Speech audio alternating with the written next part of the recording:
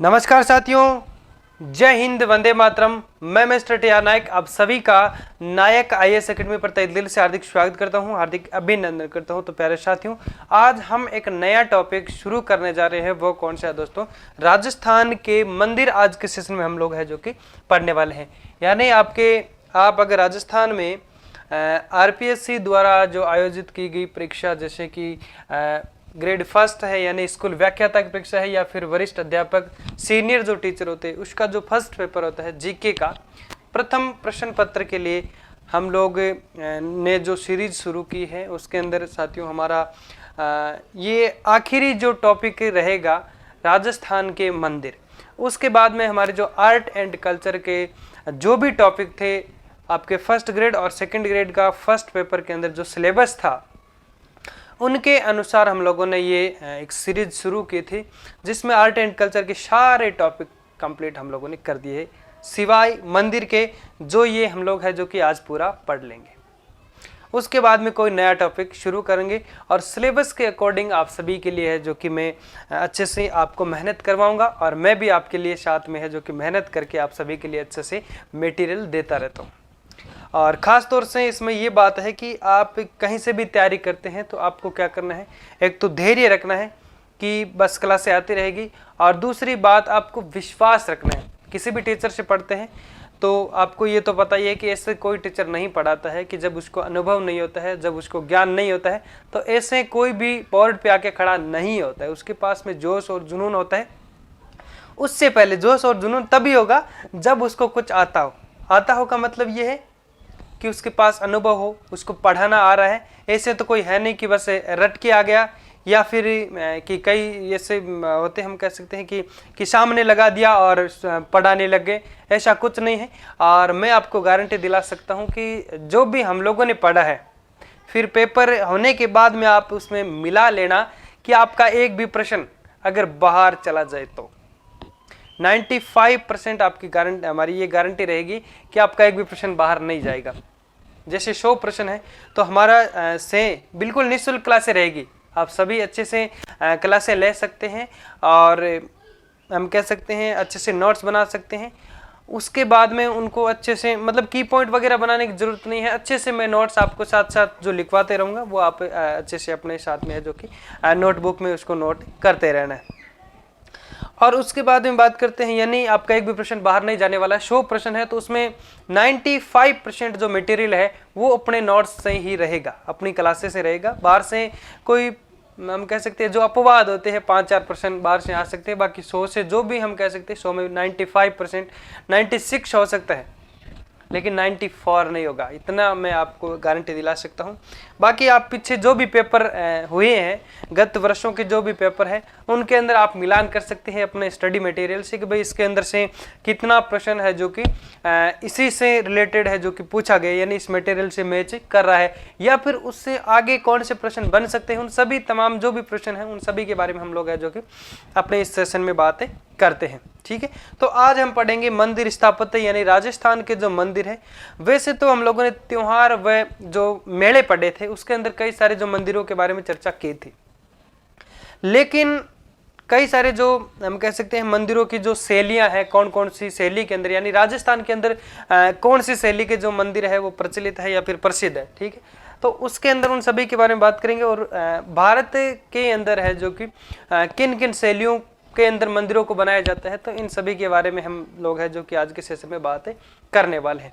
ठीक है, तो आपको चलो समझते हैं, फिर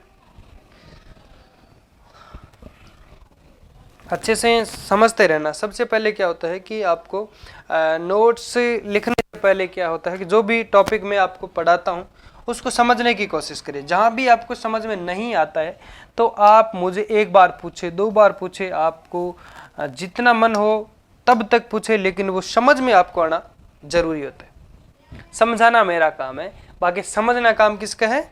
आपका काम है। अब देखो, लिखो, हेडिंग लगाओ ऊपर, राजस्थान के मंदिर।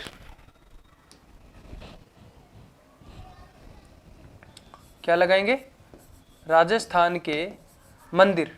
ठीक है, मैंने तो यहाँ पे लगा रखा है। ठीक है, ये देख सकते हैं आप, राजस्थान के मंदिर।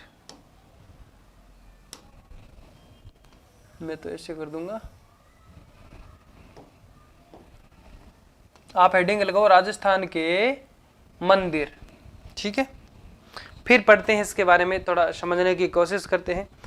मुख्य रूप से भारत के अंदर मंदिर निर्माण की जो शैलियां हैं, या फिर हम कह सकते हैं मंदिर निर्माण की जो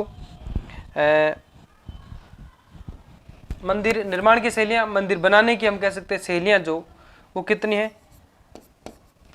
समझने की कोशिश करें एक बार, लिखना नहीं है।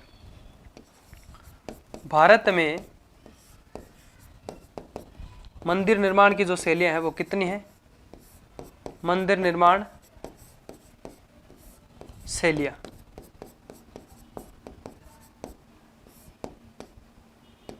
कितने प्रकार की शैलियां प्रयोग की जाती हैं, 3 प्रकार की। एक कौन सी है, नागर शैली,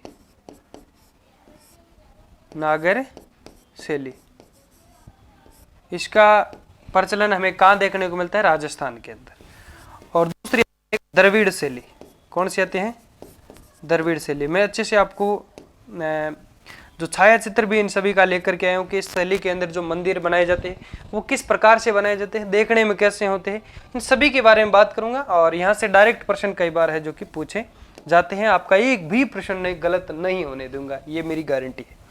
द्रविड़ शैली है, और बस यही है कि आप रेगुलर पढ़ाई करते रहे, एक दिन भी आप उसको जो कि मिस नहीं करना है। देखिए हम बात करते हैं, जैसे कि एक सीडी है, एक रेगुलर की बात आई गई तो हल्की सी बात करूंगा, बाकी आपका टाइम एक्स्ट्रा नहीं लूंगा, क्योंकि क्लास के अंदर अनावश्यक जो बातें होती हैं वो मैं नहीं करता हूँ। जैसे ये कोई सीडी है, इसके अंदर मान लीजिए इस प्रकार से है, ये क्या है, जो स्टेप होते हैं सीडी पे हम चढ़ते हैं, तो आप ये सब बराबर के ना, मान लीजिए आप रेगुलर पढ़ाई करते हैं, 1 घंटे 1 घंटे 1 घंटे 1 घंटे, मतलब रेगुलर करते हैं, तो आपका क्या होता है कि वो मैच्योरिटी उसके अंदर है जो कि बनी रहती है। लेकिन बाय चांस आपने इस दिन पढ़ाई की, इस दिन पढ़ाई की, इस दिन पढ़ाई की, लेकिन इस दिन नहीं की, इस दिन नहीं की, तो क्या हो जाएगा, इस दिन आपने अगर नहीं पढ़ाई की तो ये क्या हो जाएगा, गैप इतना बड़ा हो जाएगा। अब इस गैप को भरने के लिए आपको बहुत टाइम लगेगा, इस गैप को भरने को आपको बहुत टाइम लगेगा। जैसे आप रोज रेगुलर पढ़ाई करते हैं तो चलते रहेंगे, बाई चांस एक दिन नहीं की तो ये इतना गैप हो गया। अब देख लीजिए, इतनी मेहनत आपको करेंगी, एक्स्ट्रा करनी पड़ेगी, तब जाके आप नेक्स्ट डे की तरफ बढ़ पाएंगे। बाई चांस 2 दिन आपने गैप कर दिया तो फिर ये ना बहुत ही मुश्किल हो जाता है, यहाँ तक पहुँचना। उस रेगुलरिटी को वापस बनाने का जो समय हम कह सकते हैं, वापस बनाने का जो पीछे से जो प्रभाव चल रहा था, वो उस स्टेज पे आप नहीं आ सकते हैं, बहुत काफ़ी समय लगेगा और आपको सफलता में थोड़ा देरी भी हो सकती है। इसलिए क्या करना है, आपको जितने भी पढ़ते हैं आप रेगुलर रहें। जैसे 1 घंटे रोज पढ़ते हैं, 2 घंटे पढ़ते हैं, 3 घंटे पढ़ते हैं, तो उसमें रेगुलर जरूर रहे। चाहे आप दिन में पढ़ते थे और आपको टाइम नहीं मिला तो थोड़ा नाइट में पढ़ सकते हैं, बाकी आपको पढ़ना जरूरी है ना। तो ये थोड़ा इस हिसाब से मैं आपको समझा दिया कि स्टेप जो आपका है रेगुलर का एक इस प्रकार से है जो कि रहता है। ठीक है, अब 3 नंबर लिखिए, एक शैली है बेस्तर शैली। कौन सी है, बेस्तर शैली। ये 3 प्रकार की शैली भारत के अंदर, इन 3 प्रकार की शैलियों के अंदर है जो कि मंदिर बनाए जाते हैं। ठीक है, समझ में आ रहा है सभी को। अब इसके बारे में क्या करेंगे, इन सभी के बारे में बात करेंगे कि भाई नागर शैली के अंदर जो मंदिर बनाए जाते हैं वो किस प्रकार से बनाए जाते हैं। नागर शैली के बारे में पहले थोड़ी सी अगर चर्चा करें तो उत्तरी भारत के अंदर, कहाँ पे, उत्तरी भारत में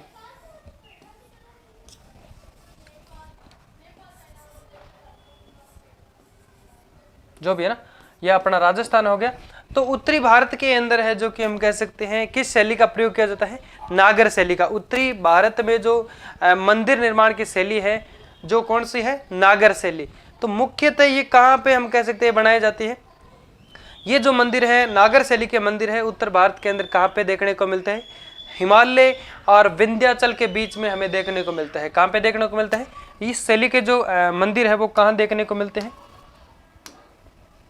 हिमालय और विंध्याचल में के बीच, हिमालय और विंध्याचल के बीच में हमें है जो कि देखने को मिलता है।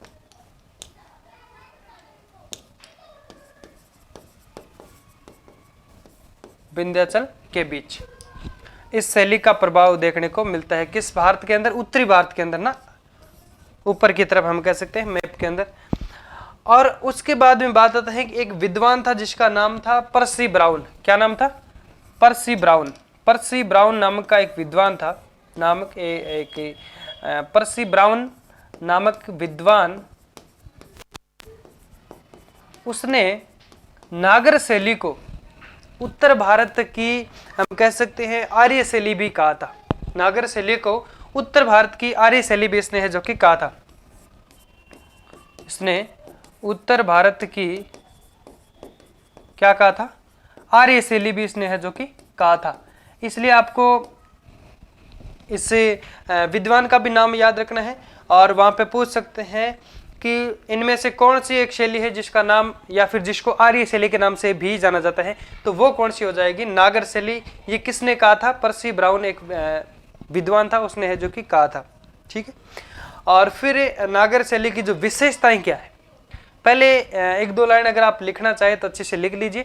उसके बाद में हम क्या करते हैं, इसकी विशेषताएं पढ़ते हैं कि ये किस प्रकार से बनाया जाता है, जिससे एक चौकी यानी जो एक नीचे फाउंडेशन जो भरा जाता है उसके ऊपर जो मंदिर बनाया जाता है तो इसको क्या कहा जाता है? जगती कहा जाता है। तमाम जो भी बातें हैं सभी के बारे में बात करेंगे। गर्भगृह के आगे एक जो 3 मंडप होते हैं उनको किस मंडप को क्या नाम दिया गया है। उसके बाहर हम कह सकते हैं परिक्रमा के लिए जो प्रदक्षिणा पथ बनाया जाता है उसे क्या कहा जाता है, और उसके ऊपर जो शिखर होता है उसको क्या कहा जाता है। इन सभी के बारे में बात करेंगे। पहले क्या करते हैं, नागर शैली शुरू करके थोड़ा बहुत इसके अंदर लिख लेते हैं ताकि एक स्ट्रक्चर इसका बन जाता है। ओके, चलो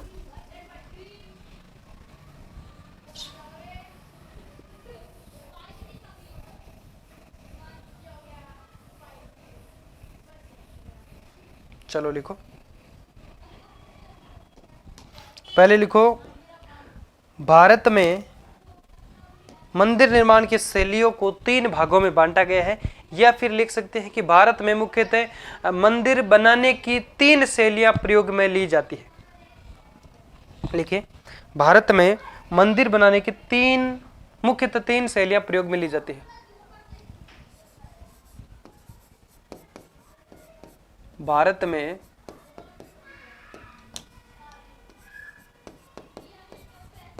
मंदिर बनाने की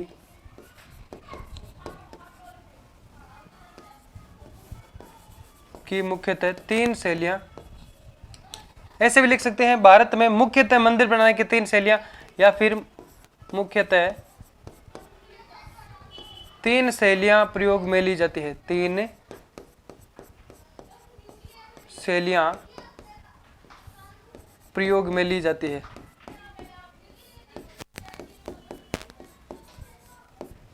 ठीक है, लिखते रहिए फटाफट साथ में।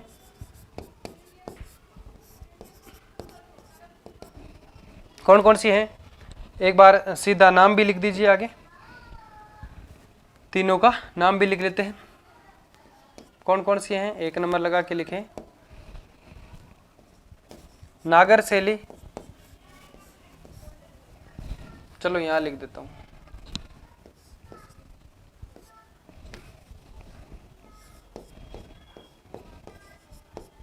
नागर शैली, और 2 नंबर हो गई द्रविड़ शैली,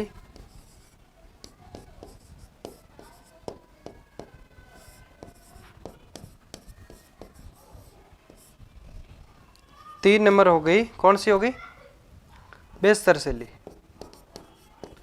बेस्तर शैली में इन दोनों का जो मिश्रण के रूप में जो बनाए जाते हैं मंदिर, उन्हें बेस्तर शैली के रूप में माना जाता है। बेस्तर शैली, ठीक है, लिखें। और उसके बाद में लिखते हैं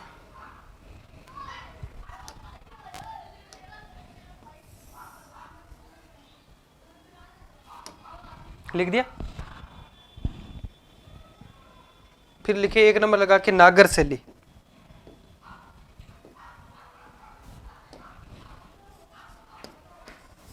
नागर शैली के बारे में थोड़ी सी बात करते हैं, फिर इसकी जो विशेषताएं पढ़ते हैं, तब मैं आपको मैप वो जो चित्र है उसके बारे में उसके माध्यम से आपको समझाने की कोशिश करूंगा। पहले लिखे नागर शैली। अब लिखो उत्तर भारत में, लिखते रहे साथ साथ में, उत्तरी भारत में मंदिर निर्माण की शैली जिसका प्रयोग मुख्यतः हिमालय व विंध्याचल के बीच में किया जाता है। लिखें, ये कौन सी शैली है? उत्तरी भारत में, उत्तरी भारत में मंदिर निर्माण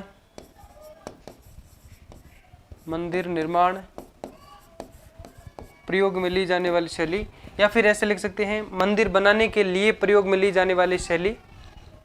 मंदिर, उत्तरी भारत में मंदिर निर्माण की शैली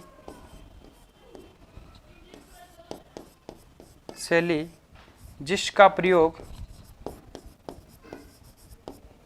कहाँ किया जाता है? जिसका प्रयोग, जिसका मुख्यतः प्रयोग, ऐसे लिख सकते हैं जिसका प्रयोग, जिसका ऐसे लिखो, जिसका मुख्यतः प्रयोग, जिसका मुख्यतः प्रयोग कहाँ किया जाता है? हिमालय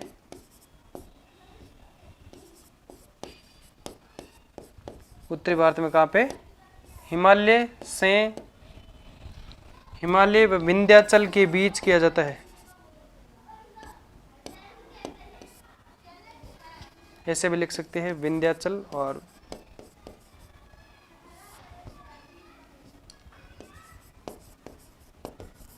के बीच किया जाता है।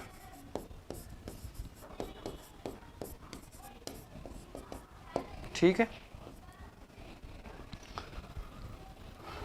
नागर शैली लिख दिया ना कि उत्तर भारत में मंदिर निर्माण की शैली जिसका प्रयोग मुख्यतः हिमालय से, हम कह सकते हैं हिमालय और विंध्याचल के बीच में है, जो कि इसका निर्माण हमें देखने को मिलता है, या फिर इस प्रकार के जो मंदिर है, इस शैली में बने मंदिर हमें देखने को मिलते हैं। अब क्या करते हैं, नागर शैली की जो विशेषताएं पढ़ते हैं उसके बारे में एक बार एक हेडिंग लगा दो, नागर शैली की विशेषताएं, फिर उसके बाद में लिखवा दूंगा आगे और पहले समझा दूंगा ना। तो लिखे, चलो लिखने से पहले समझ लेते हैं ना। यहाँ तक लिख दिया, फिर नागर शैली की विशेषताएं देखते हैं। ये मंदिर में आपके लिए एक फोटो लेकर के आया हूँ, इसमें आपको समझाने की कोशिश करूँगा। और चलो, जहाँ भी समझ में नहीं आए तो आप बता देना। ये किस शैली के अंदर बना मंदिर है? नागर शैली के अंदर। देखिए यहाँ पे लिखता हूँ मैं, नागर शैली।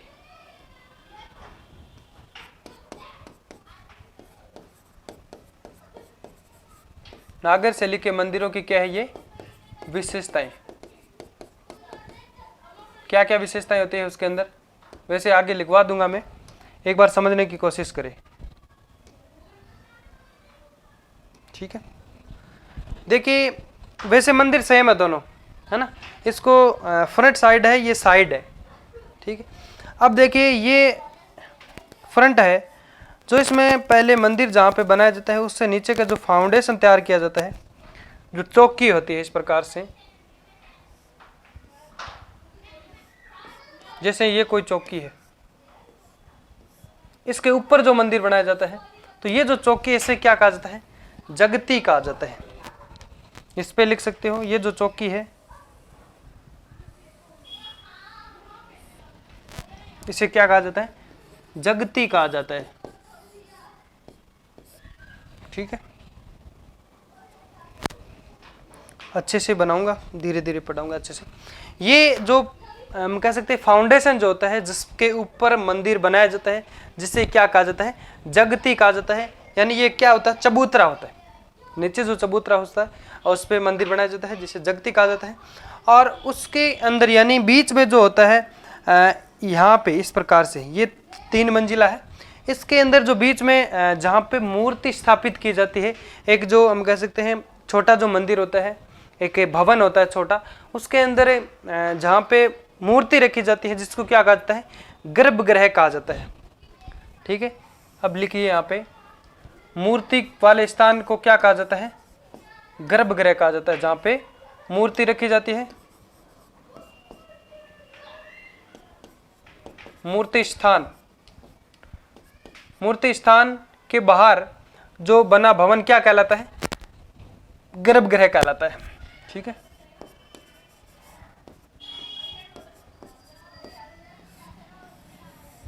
गर्भगृह कहलाता है। फिर क्या होता है, इसके बाहर, गर्भगृह के बाहर छत नुमा एक परिक्रमा, जो हम कह सकते हैं पथ होता है, प्रदक्षिणा पथ, लिखते रहें, प्रदक्षिणा पथ, जहां से क्या करते हैं, परिक्रमा जहां से करते हैं,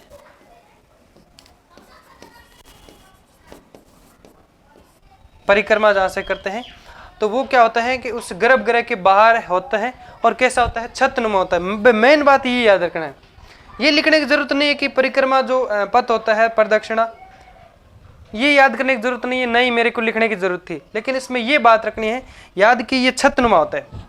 और ये मंदिर किस प्रकार से होता है, यहाँ पे हम कह सकते हैं वर्गाकार होता है। चलो लिखवा देता हूं मैं, इस शैली के जो मंदिर है वर्गाकार देखने को मिलते हैं, वर्गाकार होते हैं। ठीक है, और इसके अंदर प्रदक्षिणा पथ है, ये छतनुमा होता है, ये लिखने की जरूरत है, ये इससे करके और लिख दीजिए छतनुमा। बाकी क्यों बता रहा हूं, ये जो एक द्रविड़ शैली पढ़ेंगे उसके अंदर जो प्रदक्षिणा पथ है वो छत रहित होता है, यानी उसमें छत नहीं बनी होती है। तो इसलिए आप पूछ सकते हैं कि छतनुमा प्रदक्षिणा पथ किस शैली से संबंधित है, तो किससे है, नागर शैली से है या द्रविड़ शैली से, तो वो हो जाएगा छतनुमा जो प्रदक्षिणा पथ है वो नागर शैली से संबंधित है, ना कि द्रविड़ शैली से, क्योंकि द्रविड़ शैली के अंदर है जो कि खुला प्रदक्षिणा पथ होता है। तो ये बातें हम अच्छे से पढ़ने की कोशिश करेंगे। तो यहाँ तक समझ में आ गया। ये जो चौकी बनी होती है इसको जगती कहा जाता है। इसके अंदर मुख्य जो मंदिर होता है जिसे गर्भगृह कहा जाता है, गर्भगृह के बाहर एक प्रदक्षिणा जो पथ बना होता है वो इसका छतनुमा होता है। और इसके सामने जहाँ पे सभा कक्ष या फिर मंडप जिसको कहा जाता है, सभा मंडप, सामने बैठ के हम कह सकते हैं जो गुणगान किया जाता है भगवान का, तो उसे क्या कहा जाता है, मंडप कहा जाता है। तो इसमें 3 प्रकार के मंडप होते हैं, देखिए समझने की कोशिश करें। एक ये हो गया यहाँ तक, और एक उसके बाद में ये मध्य मंडप हो गया, और ये सबसे छोटा मंडप। ये कितने मंडप है, 3 मंडप होते हैं इसमें। ठीक है, एक बार समझने की कोशिश करें, इसमें 3 मंडप होते हैं। कितने होते हैं, 3 मंडप, जिसको क्या कहा जाता है, सभा मंडप कह सकते हैं, सभा कक्ष या फिर सभा मंडप।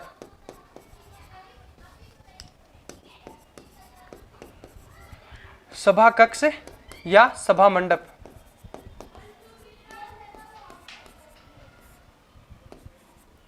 सभा कक्ष या सभा मंडप। अब 3 जो मंडप होते हैं वो कौन कौन से होते हैं। एक नंबर ये हो गया सबसे बड़ा जो मंडप है, ये कौन सा मंडप है, सबसे बड़ा मंडप है, इसे क्या कहता है, महामंडप। पहला कौन सा होता है, महामंडप। फिर बीच वाला कौन सा होता है, बीच वाला जो होता है इसे कहा जाता है मंडप, या फिर कोष्टक में लिख सकते हो बीच का मंडप, बीच का मंडप। फिर तीसरा है सबसे छोटा मंडप, या फिर हम कह सकते हैं इसको सबसे छोटा मंडप कहा जाता है, अर्ध मंडप इसे कहा जाता है, अर्ध मंडप। दिख रहा है ना अच्छे से, नहीं दिख रहा हो तो मेरे को बोल देना ना, वैसे कमेंट पे बता देना। देखिए 3 मंडप जो बने होते हैं, यानी गर्भगृह के सामने 3 कुल सभा कक्ष जो होते हैं, जिसमें एक पहला जो बड़ा मंडप होता है जिसे महामंडप कहा जाता है, यहाँ पे लिख सकते हैं ये कोष्टक में बड़ा मंडप। ठीक है, और उससे आगे बीच का जो मंडप होता है जिसे मंडप कहा जाता है, और उससे बाद में जो छोटा मंडप होता है उसे अर्ध मंडप कहा जाता है। तो यहां तक आपको समझ में आ गया होगा, ठीक है। और गर्भगृह किस प्रकार का होता है? वक्राकार होता है। समझ में आ गया यहां तक? गर्भगृह के चारों तरफ क्या होता है? एक प्रदक्षिणा पथ होता है जो कैसा होता है? छत नुमा होता है, जहां पे छत बनी होती है। अब देख सकते हैं यहाँ पे ये जो पिलर दिख रहे हैं, ये गर्भगृह के बाहर, यानी इस पिलरों से और गर्भगृह के बीच में एक जो जगह रखी गई है, कम से कम 5 से 7 फीट चौड़ाई से हम कह सकते हैं। तो उसमें क्या है? परिक्रमा, या फिर हम नॉर्मल भाषा में कह सकते हैं फेरी, 2 फेरी लगाए जाते हैं, 5 से 6 फेरी, जो 7 फेरी जो लगाई जाती है भगवान के नाम पे, तो वो इसके जो कि इस पे लगाई जाती है, ठीक है, प्रदक्षिणा पथ पे। उसके बाद में बात करें तो गर्भगृह के ऊपर एक मंजिला एक शिखर होता है। एक मंजिला गर्भगृह के ऊपर ये क्या है? एक मंजिला शिखर है, एक मंजिल है ना, कोई पिरामिड वगैरह नहीं होता इस पे। बाकी पिरामिड भी आगे हम पढ़ने वाले हैं। पिरामिड वाला जो शिखर होता है वो किस शैली के अंदर होता है वो भी हम बात करने वाले हैं। अब यहाँ पे लिखे आप, इसके ऊपर एक मंजिला शिखर होता है। क्या होता है? एक मंजिला जो शिखर होता है, उसके अंतिम छोर पर, इस शिखर के अंतिम जो छोर है, यहाँ पे एक पहिए जैसा जो हम कह सकते हैं सीमेंट का जो बनाया जाता है, स्ट्रक्चर जो बनाया जाता है, इसे क्या कहा जाता है? इसे आमलक कहा जाता है। इसे आमलक कहा जाता है। अच्छे से याद रखना ये आमलक। और आमलक के ऊपर एक जो कलश लगाया जाता है, ये भी आपको पता है, आमलक के ऊपर होता है कलश। आमलक के ऊपर क्या होता है? कलश होता है यहाँ पे। और इसके पास में, चलो मैं अच्छे से पहले बता देता हूँ, यहाँ तक हो गया एक मंजिला शिखर। इसके बाद में ये क्या है? ये हो गया आमलक।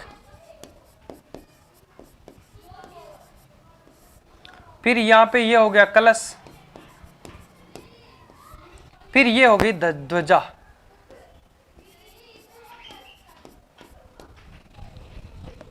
समझ में आ रहा है? ओके, यहां तक समझ में आ गया।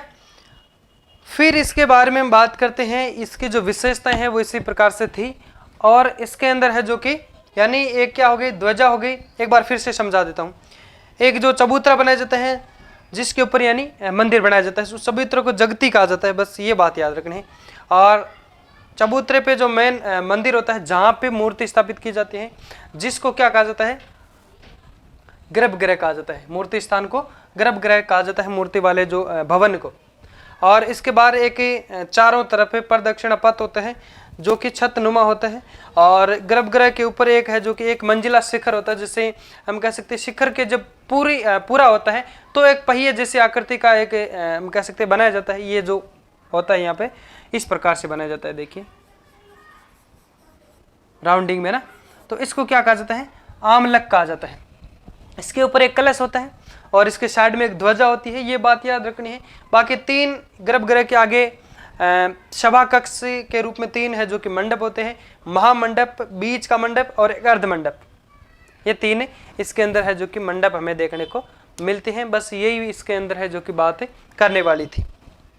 तो अब इसका अच्छे से स्क्रीनशॉट ले सकते हैं या फिर क्या कर सकते हैं, मैंने अच्छे से बहुत ही कोशिश की है अच्छे से समझाने की। बाकी आप देख सकते हैं कि भाई मैंने कितना कुछ पढ़ा है, अच्छे से समझाने की कोशिश की है। अभी अगर आप भूल जाते हैं तो अच्छी बात नहीं है, और तो क्या ही नहीं है।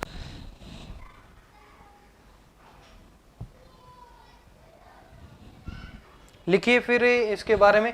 ऐसा आप मंदिर तो बना नहीं सकते, बाकी नॉर्मल के रूप में हम कह सकते हैं, आप एक डायग्राम के रूप में बना सकते हैं। बाकी नॉर्मल में डायग्राम बना सकते हैं। ये वैसे आपको पीडीएफ मिल जाएगी बिल्कुल निःशुल्क। टेलीग्राम चैनल है हमारा नायक आईएएस एकेडमी के नाम से, उसको ज्वाइन करें और ये पीडीएफ आप निःशुल्क में डाउनलोड करें और अच्छे से इसको रिवीजन करें, अच्छे से देख करके है जो कि इसको अपने नोटबुक में नोट कर लेना।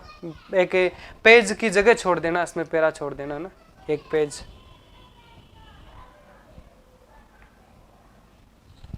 फिर द्रविड़ शैली के बारे में बात करते हैं, ठीक है। चलो नेक्स्ट। अब ये जो मंदिर है ये किस शैली के रूप में, किस शैली के अंदर जो बनाया गया मंदिर है? द्रविड़ शैली के अंदर। तो भारत के अंदर 3 जो शैलियां थी, एक तो नागर शैली, द्रविड़ शैली और बेसर शैली। नागर शैली के बारे में हम लोगों ने बात कर ली है, और फिर आती है आपके द्रविड़ शैली। भारत में दक्षिण भारत की तरफ, जैसे ये एक भारत का मैप है जैसे कि, ठीक है। तो ये हो गया उत्तर और ये दक्षिण। इस तरफ जो बनाया जाता है, हम कह सकते हैं इससे जो मंदिर निर्माण की शैली का जो प्रयोग किया जाता है, तो वो कौन सी शैली है? द्रविड़ शैली। समझ में आ रहा है? तो द्रविड़ शैली के अंदर जो विशेषताएं पढ़ते हैं, इसमें क्या होता है? गर्भगृह जो होता है, जहाँ पे मूर्ति रखी जाती है, वो आयताकार होता है। अब ये क्या होता है कि इसके अंदर डिफरेंट जो होता है, कंपैरिजन करना आपको आना चाहिए। यहीं से प्रश्न हमारे क्या होते हैं? गलत होते हैं। ये आयताकार होता है। अब उसमें हम लोगों ने देखा था कि इस प्रकार से वर्गाकार जो गर्भगृह था, मंदिर भी इस शैली में बनते, और इसमें क्या है? ये आयताकार है। एक बार समझने की कोशिश करें, ये किस प्रकार से है? आयताकार है कि नहीं? ये क्या है? आयताकार होता है। अब ये बात याद रखें कि इसके मंदिरें, इस शैली के अंदर जो बने मंदिरें कैसे होते हैं? आयताकार। गर्भगृह कैसा होता है? गर्भगृह आयताकार होते हैं। इससे यानी किसकी बात कर रहे हैं? एक बार यहां पे लिख देते हैं, द्रविड़ शैली के अंदर, द्रविड़ शैली के मंदिरों की विशेषता के बारे में हमें चर्चा करने जा रहे हैं, ठीक है। ये जो गर्भगृह होता है, ये कोई भी हम कह सकते हैं जगती के ऊपर नहीं बना होता है, यानी किसी भी चबूतरे पे बना नहीं होता है। ये डायरेक्ट समतल भूमि पे डायरेक्ट बनाया जाता है, ना कि किसी पहले स्ट्रक्चर फाउंडेशन बना के ऐसा नहीं बनाया जाता है। जैसे कि उस पे है जो कि एक चौकी के रूप में बनाया जाता है, चबूतरा बनाया जाता है, उसके ऊपर बनाया जाता है। इसको डायरेक्ट नीचे ही सीधा जमीन से उठाया जाता है।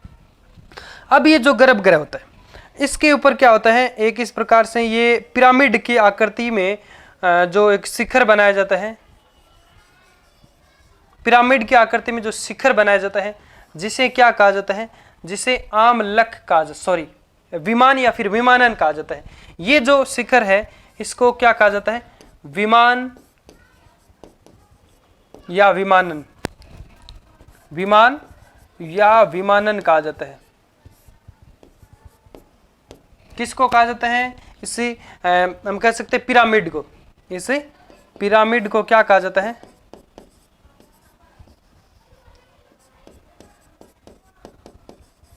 इस पिरामिड को क्या कहा जाता है? विमान या फिर विमानन है जो कि कहा जाता है। और इसके ऊपर एक होता है शिखर। क्या होता है? इसके ऊपर एक शिखर बना होता है।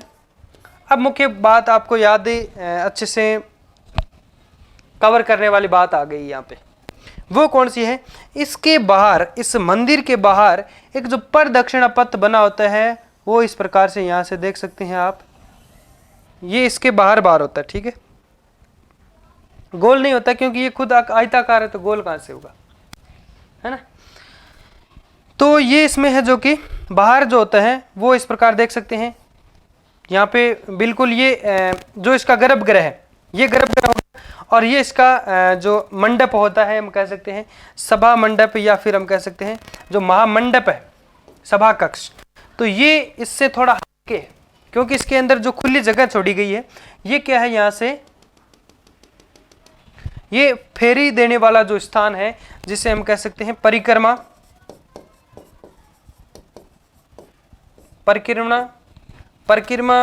प्रदक्षिणा जो पथ है वो छत रहित होता है।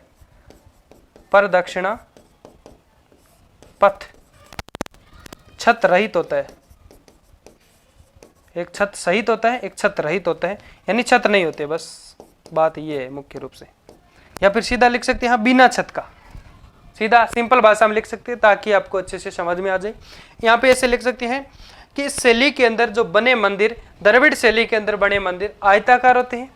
इसके ऊपर जो गर्भगृह होता है, गर्भगृह के ऊपर पिरामिड की आकृति में है, जो कि क्या होता है? पिरामिड की आकृति जो बनाई जाती है, उसे विमान या फिर विमानन कहा जाता है।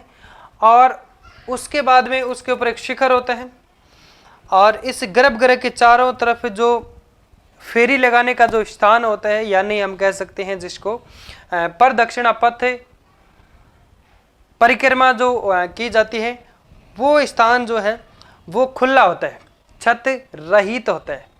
ठीक है, ये बात याद रखनी है। फिर इसके बाद में गर्भगृह से आगे जब चलते हैं, गर्भगृह से थोड़ा आगे क्या आता है, एक बहुत बड़ा हम कह सकते हैं छत तो इस पे होती है, लेकिन पिरामिड नहीं होता है, सॉरी शिखर नहीं होता, बिना शिखर का एक सभा कक्ष होता है। गर्भगृह के आगे बना एक सभा मंडप जो कि बिना शिखर का होता है।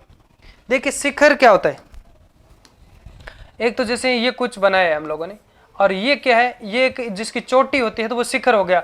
और डायरेक्ट समतल जो बनाया जाता है इस प्रकार से, तो इस पे कोई शिखर नहीं है।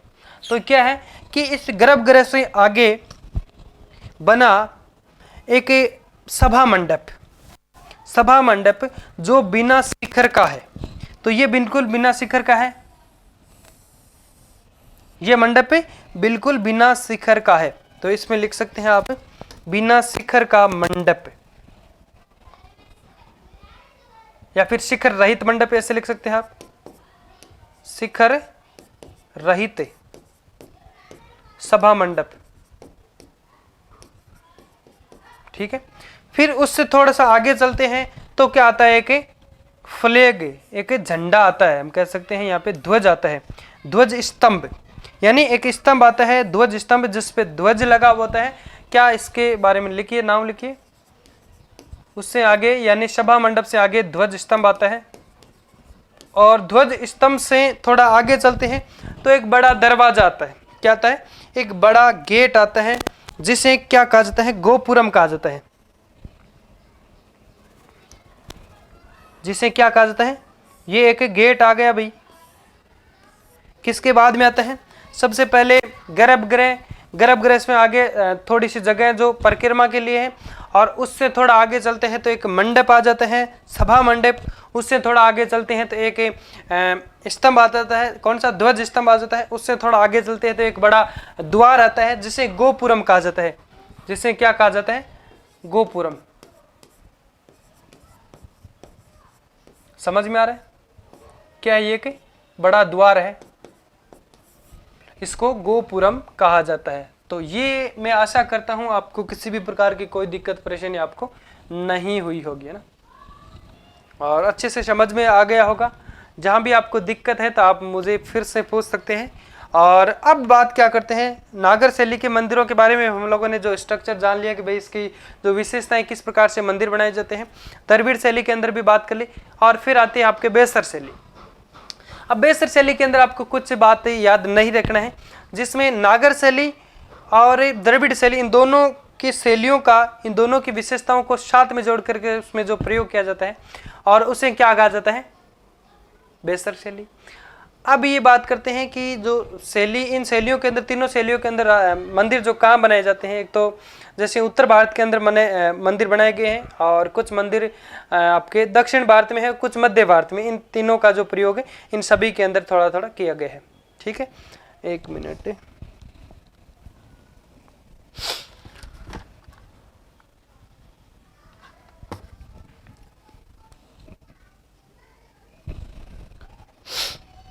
चलो,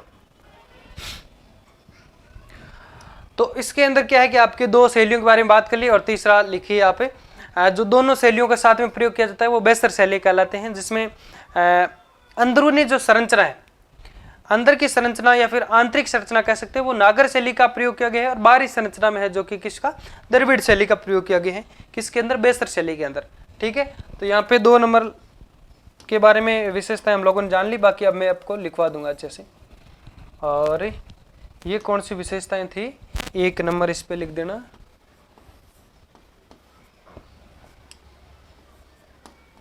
अब लिखवा दूं अच्छे से, चलो पहले इसको लिख रहे हैं क्या,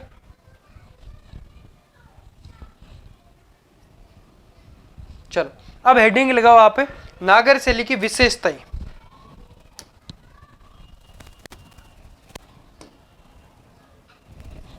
नागर शैली की विशेषताएं।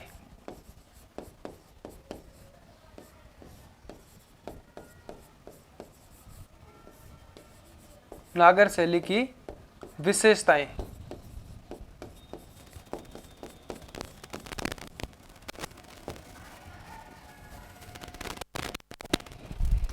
ठीक है, पॉइंट लगाते रहें, लिखते रहें फटाफट से। नागर शैली की विशेषताएं जो हम लोगों ने अच्छे से समझ ली कि इसमें मंदिर एक चबूतरे के ऊपर बना होता है जिसे जगती कहा जाता है, मूर्ति वाले स्थान को गर्भगृह कहा जाता है। बस यही बातें लिखनी है इसके अंदर। इसमें मंदिर एक चबूतरे पे बना होता है, इसमें मंदिर एक चबूतरे पे बना होता है जिसे जगती कहा जाता है।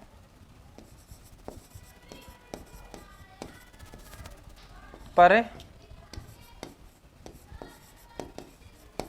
बना होता है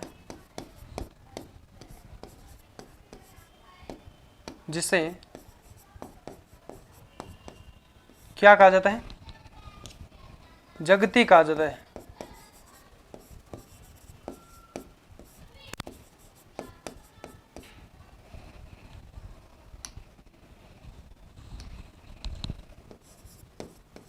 ठीक है, और जगती के ऊपर एक क्या है?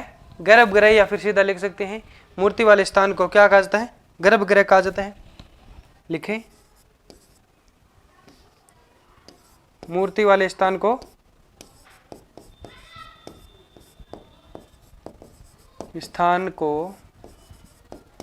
क्या कहा जाता है? गर्भगृह कहा जाता है।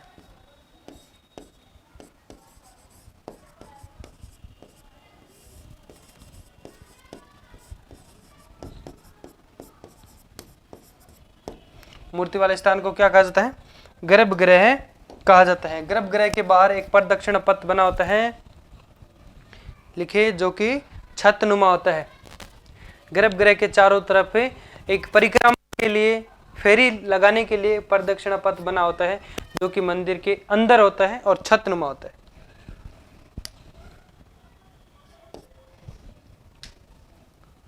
क्या लिखेंगे? गर्भगृह के बाहर,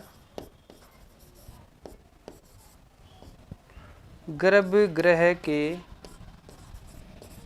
चारों तरफ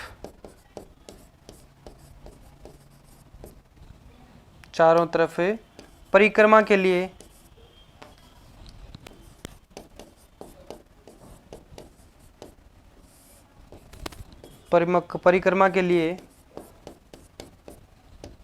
प्रदक्षिणा पथ बना होता है। प्रदक्षिणा पथ बना होता है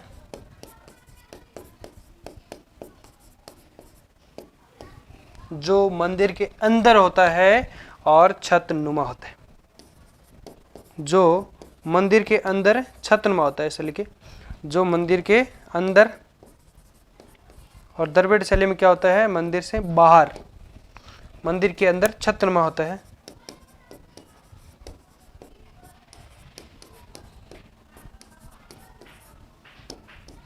ठीक है, और फिर एक लाइन और लिखिए, गर्भगृह के ऊपर एक मंजिला शिखर होता है।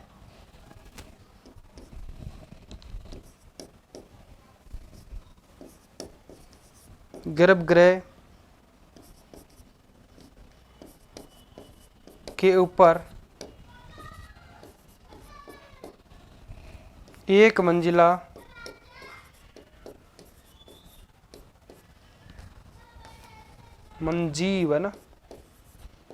मंजिला शिखर होता है।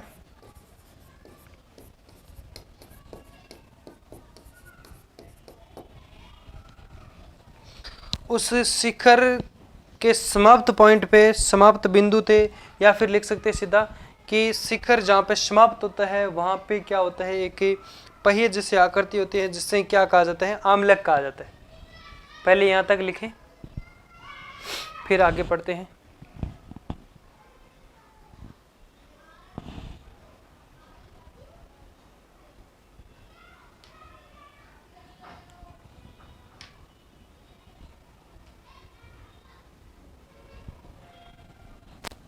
यहाँ लिखता हूँ फिर मैं ना,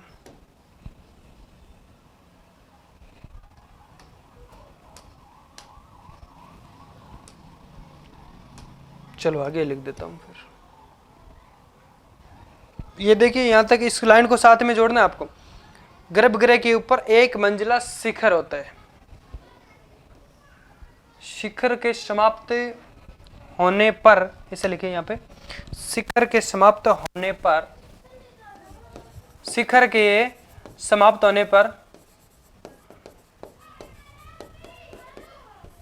समाप्त होने पर, या फिर शिखर के समाप्त, जहाँ पे समाप्त होता है वहाँ पे एक पहिए नुमा सकते हैं, पहिए की गोल आकृति जो होती है, शिखर के समाप्त होने पर एक पहिए नुमा गोल आकृति बनी होती है। पहिए नुमा गोल आकृति बनी होती है,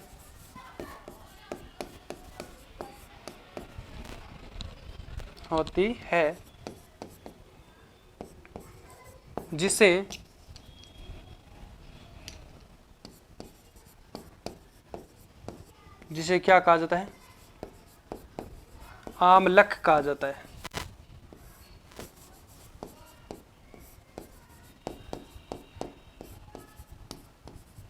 ठीक है, लिखो क्या कहा जाता है, जिसको आमलक कहा जाता है।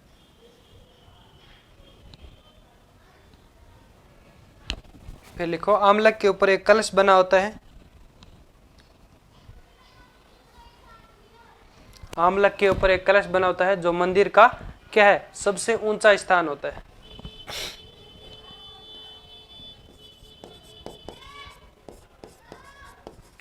आमलक के ऊपर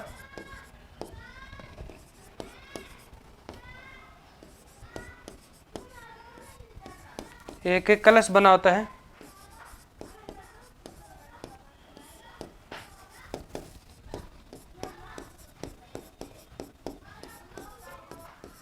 जो मंदिर का सबसे ऊंचा स्थान होता है। जो मंदिर का सबसे ऊंचा स्थान होता है, सबसे ऊंचा स्थान होता है।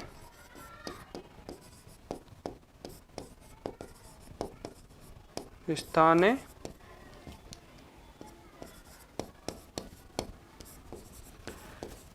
होता है। ठीक है, अब लिख दीजिए, तीनों मंडप के बारे में लिख देते हैं, या फिर पहले लिख देते हैं कि गर्भगृह के आगे प्रतीक्षा कक्ष, या फिर लिखे सभा कक्ष, या लिखे जिसे मंडप कहा जाता है। ठीक है, जो शिखर नुमा होता है, जिसपे शिखर बने होते हैं पिरामिड के आकार में।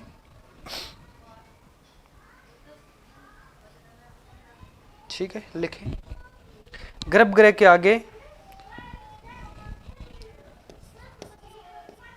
गर्भगृह के आगे शिखर नुमा, या फिर सीधा लिख सकते हैं शिखर नुमा प्रतीक्षा कक्ष। गर्भगृह के आगे, गर्भगृह के आगे प्रतीक्षा कक्ष बने होते हैं। प्रतीक्षा कक्ष, या ऑब्लिक करके लिखे सभा कक्ष। गर्भगृह के आगे प्रतीक्षा कक्ष या सभा कक्ष बने होते हैं जिसे मंडप कहा जाता है। बने होते हैं, मंडप बने होते हैं जिसे सभा कक्ष ते है, जिसे क्या कहा जाता है, मंडप कहा जाता है। मंडप कहा जाता है। अब मंडप कितने प्रकार के होते हैं भाई? मंडपों को कितने भागों में रखा गया है? 3 भागों में। लिख दूं?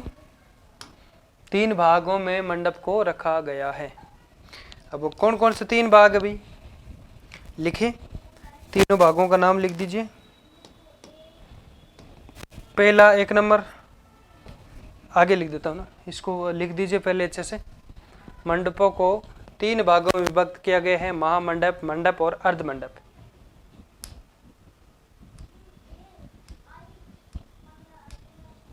ठीक है, फटाफट से लिखने की कोशिश करें।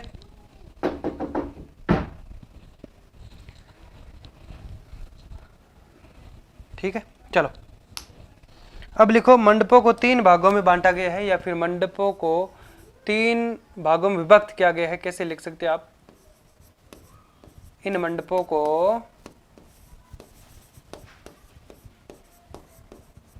तीन भागों में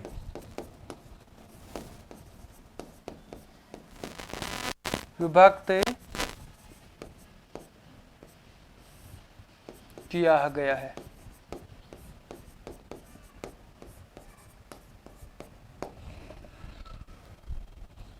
कौन कौन से हैं?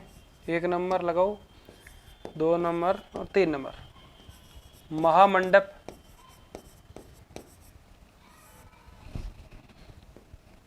मंडप, अर्धमंडप।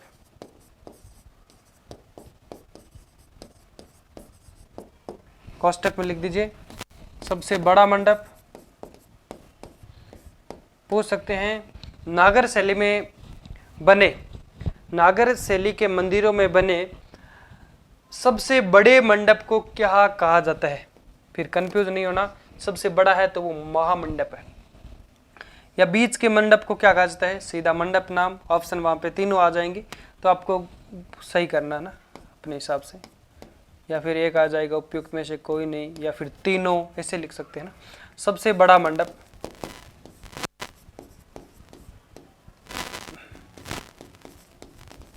सबसे बड़ा मंडप, और इसमें लिखें बीच का मंडप। मध्य मंडप को क्या कहा जाता है? मध्य प्रतीक्षा कक्ष को क्या कहा जाता है? मंडप कहा जाता है। और अर्ध मंडप को क्या कहा जाता है?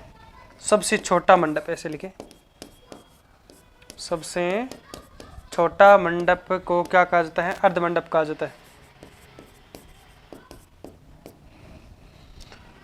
ठीक है, अब लिखे भारत में, नहीं सॉरी,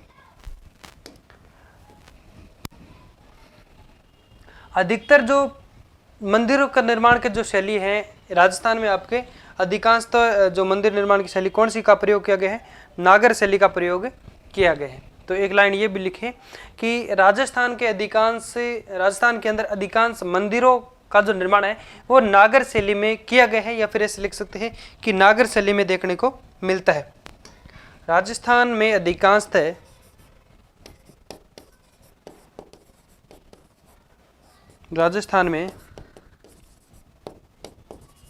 अधिकांश मंदिरों का निर्माण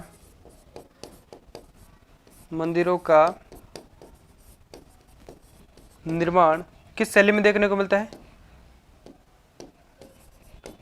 नागर शैली में देखने को मिलता है। नागर शैली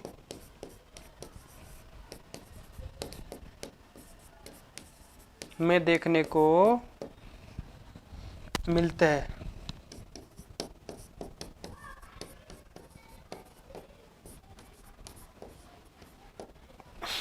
ठीक है, लिखें। और उसके बाद में ये आपकी जो विशेषताएं थी नागर शैली की वो समाप्त हो जाती है। और फिर लिखते हैं 2 नंबर लगा के लिखें द्रविड़ शैली की विशेषताएं, या फिर सीधा लिखे द्रविड़ शैली। ठीक है, लिख दिए यहाँ तक? लिखिए फटाफट से, मैं साइड हो जाता हूँ, या फिर स्क्रीनशॉट वगैरह लीजिए।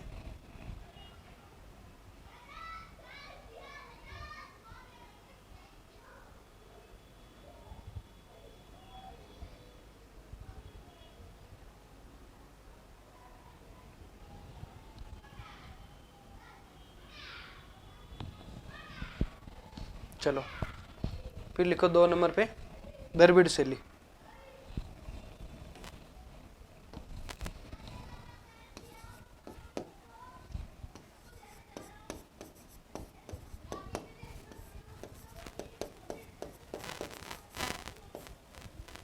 ठीक है,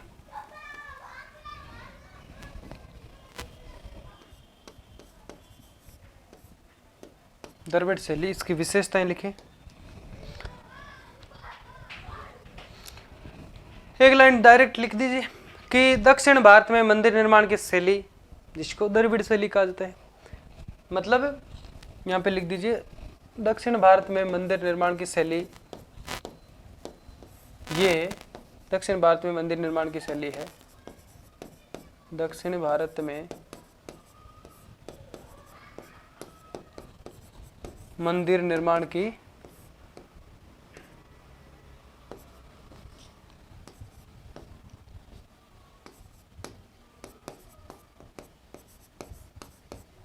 शैली, इसको आप हल्के में नहीं लेना है। डायरेक्ट प्रश्न यहाँ से बन सकता है कि दक्षिण भारत में मंदिर निर्माण की शैली, किस शैली का प्रयोग किया गया है, या उत्तरी भारत में किस शैली का प्रयोग किया गया है, या मध्य भारत में किस शैली का प्रयोग किया गया है। तो ये बातें आपको अच्छे से ध्यान में रखनी है।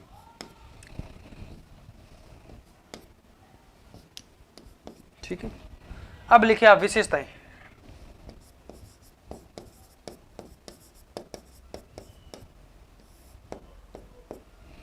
द्रविड़ शैली की विशेषताएं, गर्भगृह आयताकार होते हैं और गर्भगृह के बाहर प्रदक्षिणा पथ जो मंदिर के बाहर होते हैं और बिना छत का होता है, या फिर कोष्टक में लिखे खुला होता है। समझ में आ रहा है। फिर लिखना है कि गर्भगृह के ऊपर पिरामिड आकृति जो बनाई जाती है, जो शिखर की पिरामिड आकृति जो बनाई जाती है, जिसे विमान या विमानन कहा जाता है। और उसके बाद में आपको लिखना है कि गर्भगृह के आगे एक मंडप, सभा मंडप होता है, जो कि कैसा होता है, बिना शिखर का होता है। ठीक है, तो अब लिखिए गर्भगृह आयताकार होता है, प्रदक्षिणा पथ है जो कि मंदिर के बाहर बिना छत का होता है। इसमें गर्भगृह आयताकार होता है,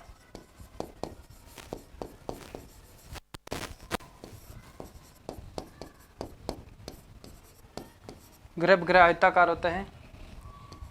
इसके आगे गर्भगृह आयताकार होता है, इसके बाहर, इसके बाहर परिक्रमा के लिए प्रदक्षिण पथ है, परिक्रमा के लिए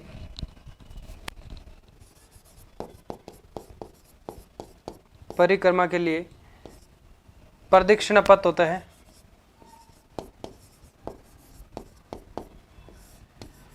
पथ होता है जो छत रहित है, या फिर सीधा लिख सकते हैं बिना छत का, बिना छत का, या फिर लिख सकते हैं खुला, बिना छत का होता है या फिर खुला होता है, ताकि आपको समझ में आ जाए अच्छे से। ठीक है,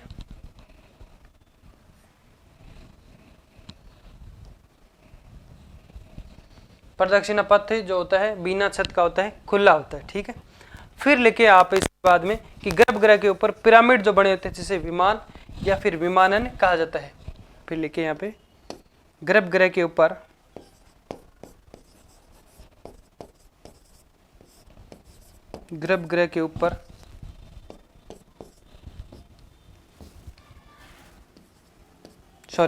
गर्भगृह के आगे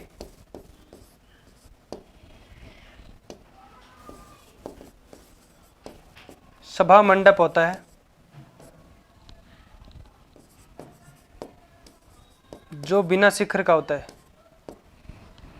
गर्भगृह के आगे सभा मंडप होता है,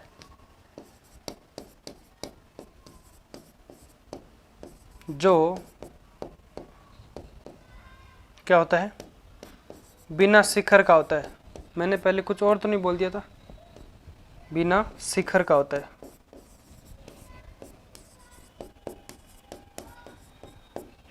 बोलने में कई बार हो सकता है आउट बोला जाए गलती से, लेकिन जब लिखवाता हूँ तो उसको सही करवा देता हूँ।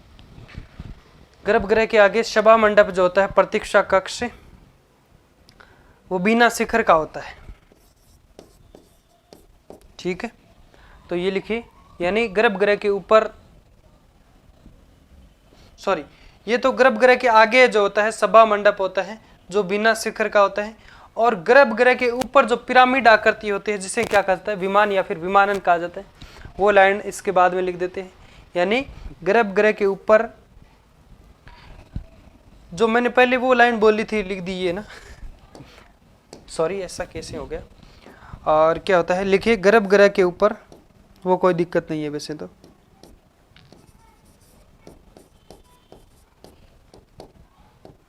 गर्भगृह के ऊपर पिरामिड बना होता है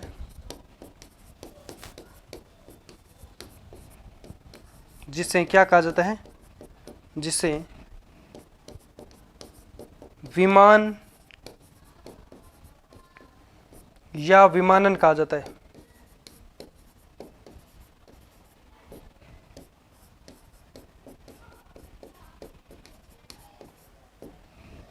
आप अभी जाके जैसे ही पुराना पेपर मिला ना, वहाँ पे मंदिरों से जो भी प्रश्न पूछा गया है तो वो कैसे किस प्रकार से पूछा गया है वो देखना पहले तो, फिर मिलान करना अपने मटेरियल से, अपने नोट्स से, कि भाई कहाँ से प्रश्न आते हैं, किस प्रकार से प्रश्न बनते हैं। ठीक है, तो ये लिखिए गर्भगृह के ऊपर पिरामिड जो बना होता है जिसे विमान या फिर विमानन कहा जाता है, और गर्भगृह के आगे जो मंडप, सभा कक्ष, प्रतीक्षा कक्ष जो होता है, जो कि किस प्रकार का होता है, बिना शिखर का होता है, डायरेक्ट छत, सीधी छत डली हुई होती है, समांतर रूप में है जो कि बना होता है। और उस सभा मंडप के आगे कुछ दूरी जब चलते हैं, थोड़ी सी दूरी हम कह सकते हैं, उसके बाद में क्या आता है कि ध्वज स्तंभ आता है, और उसके बाद में एक बड़ा द्वार आता है जिसे गोपुरम कहते हैं। लिख दिया यहाँ तक, लिखो सभा मंडप के आगे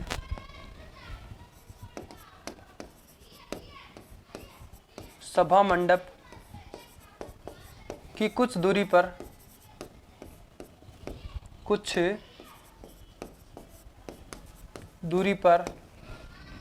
एक ध्वज स्तंभ होता है, एक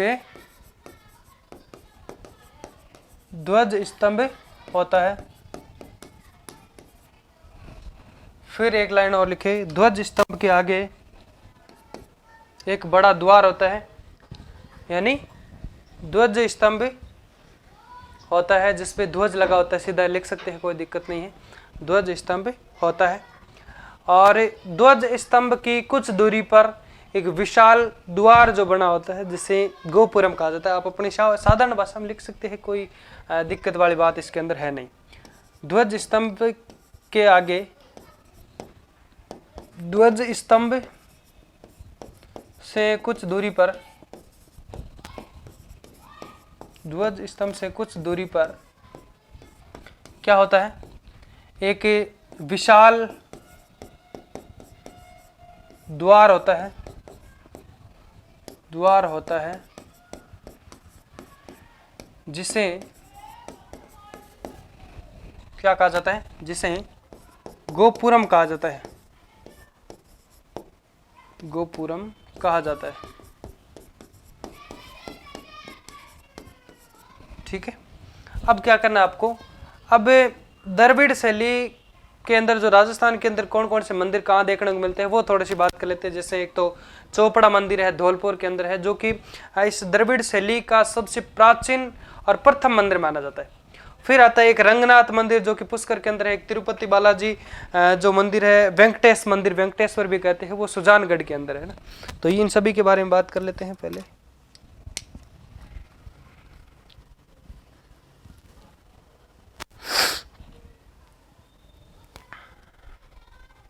लिखिए फटाफट से, इतना लिखिए, उसके बाद में आगे बढ़ते हैं।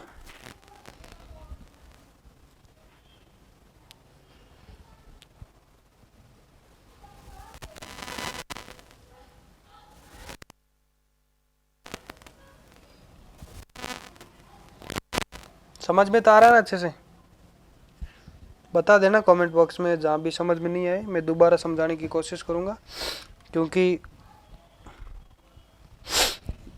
हम मेहनत करते हैं तो आपके लिए ही कर रहे हैं ना, और बिना निस्वार्थ भाव से मेहनत कर रहे हैं, तो जरूर आप सफल होंगे।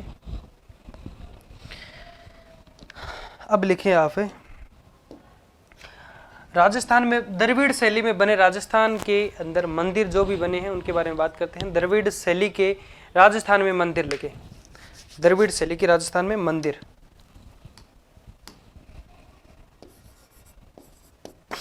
द्रविड़ शैली के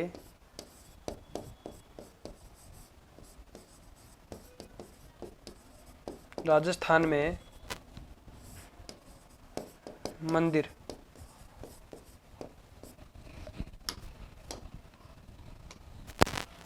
द्रविड़ शैली के राजस्थान में मंदिर। पहले चोपड़ा मंदिर कहाँ पे है? धौलपुर में, जो कि द्रविड़ शैली का सबसे प्राचीन और प्रथम मंदिर है।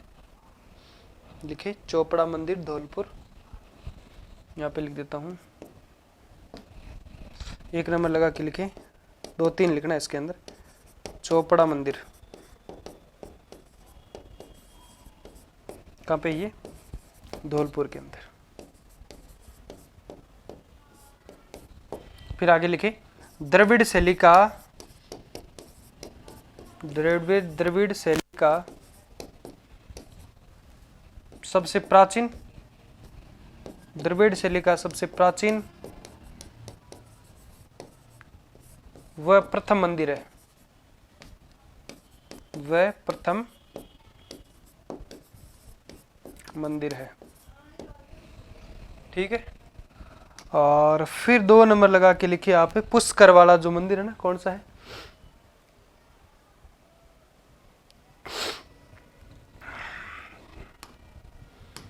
कौन सा है? रंगनाथ मंदिर ना। 2 नंबर लगा के लिखिए रंगनाथ मंदिर, रंगनाथ मंदिर, कोष्टक लगा के लिखिए पुष्कर में। कहाँ पे है? पुष्कर में। 3 नंबर लगा के लिखिए वेंकटेश मंदिर है ना।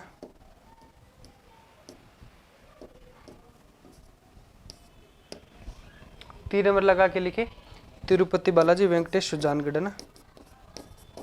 तिरुपति बालाजी वेंकटेश मंदिर सुजानगढ़।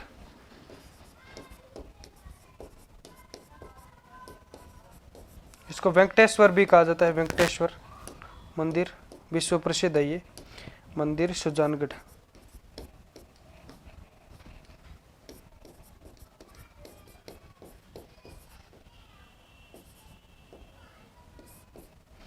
कभी उधर जाओ तो जरूर देख के आना। मैं भी वैसे सुजानगढ़ से बिलोंग करता हूँ। ठीक है, तो यहाँ तक लिखे। उसके बाद में तीसरी जो शैली है बेस्तर शैली के बारे में पढ़ते हैं। फटाफट से लिखने की कोशिश करें।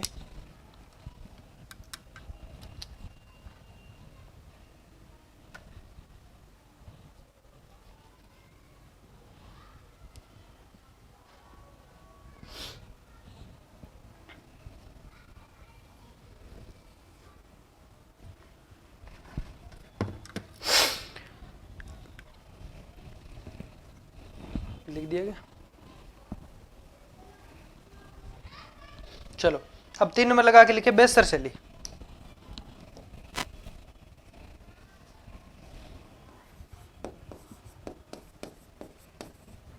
बेस्तर शैली।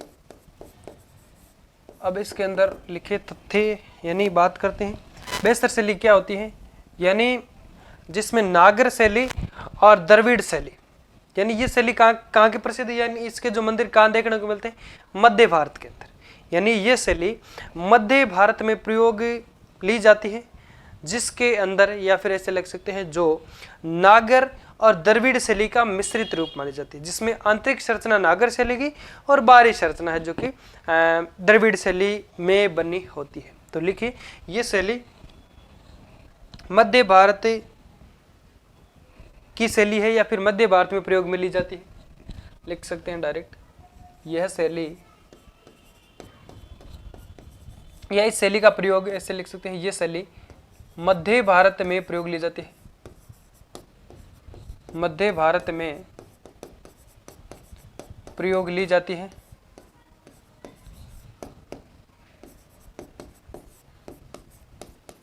जो ऐसे लिखें, जो किसका मिश्रित रूप है, जो नागर व द्रविड़ शैली का मिश्रित रूप है, वो नागर व द्रविड़ शैली का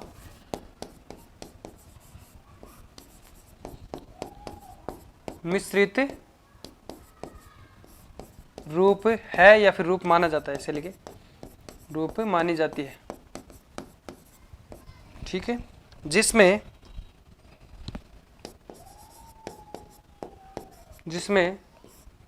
इसकी आंतरिक संरचना,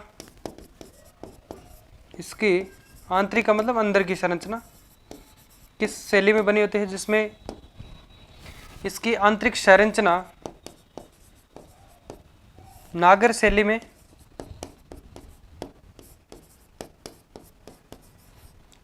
में तथा बाहरी संरचना किस शैली में होती है, द्रविड़ शैली में बनी होती है।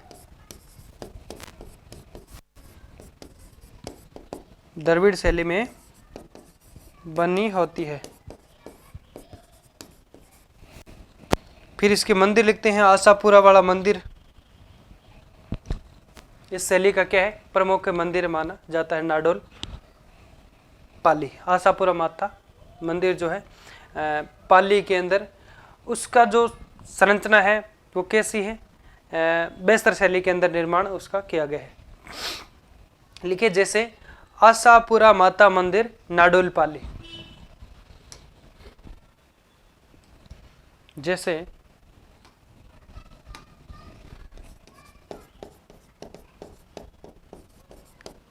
आशापुरा माता मंदिर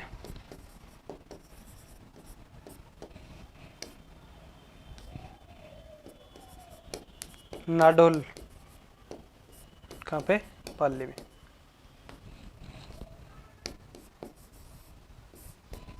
ठीक है, तो लिखिए फटाफट से। फिर नागर शैली की उप शैलियाँ एक एक करके है जो कि पढ़ते हैं। तो नागर शैली की उप शैलियाँ कौन सी है, पहले तीनों शैलियों के बारे में बात कर ली, उनकी विशेषताएं देख ली, उनके जो प्रमुख मंदिर है वो देख लिया। अब क्या करते हैं, इनकी जो उप शैलियाँ हैं, सभी की उप शैलियों के बारे में थोड़ी थोड़ी चर्चा और करते हैं। तो नागर शैली की उप शैली है एक पंचायतन शैली।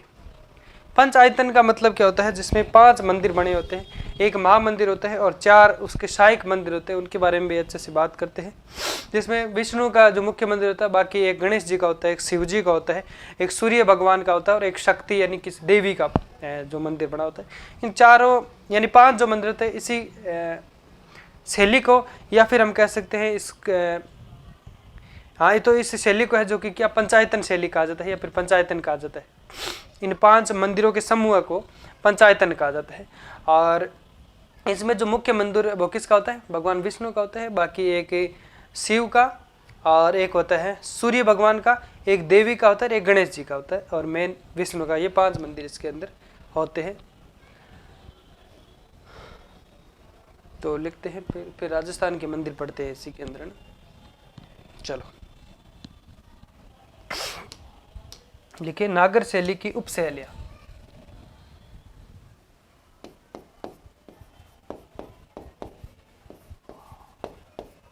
नागर शैली की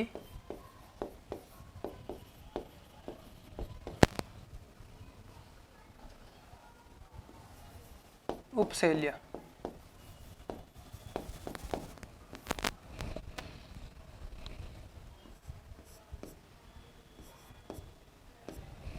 नागर शैली की उप शैलियां, पहले लिखिए पंचायतन शैली।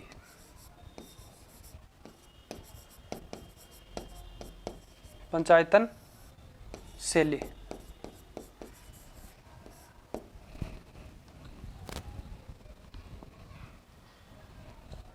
ठीक है।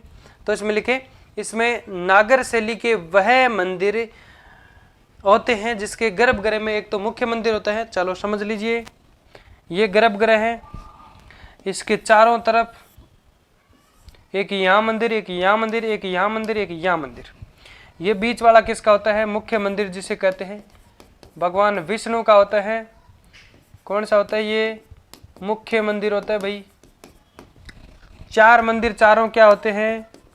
सहायक मंदिर होते हैं। कैसे होते हैं? सहायक मंदिर होते हैं, जिसमें एक किसका हो जाता है? गणेश जी का मंदिर हो जाता है। एक किसका होता है? शिव जी का हो जाता है। एक किसका होता है? भगवान सूर्य का होता है। एक किसी शक्ति का होता है, यानी फिर लिख दीजिए कोष्टक में देवी का होता है। ठीक, इन 5 मंदिरों के समूह को पंचायतन कहा जाता है।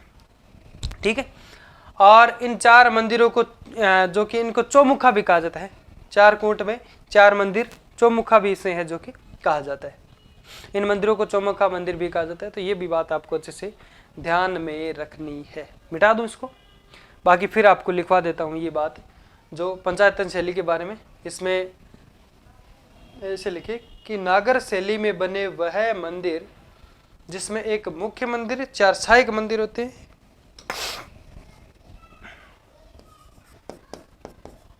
नागर शैली में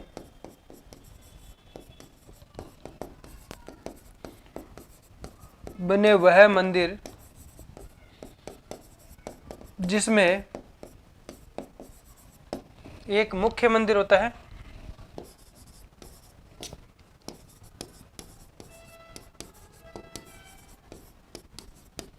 एक मुख्य मंदिर होता है, 4 सहायक मंदिर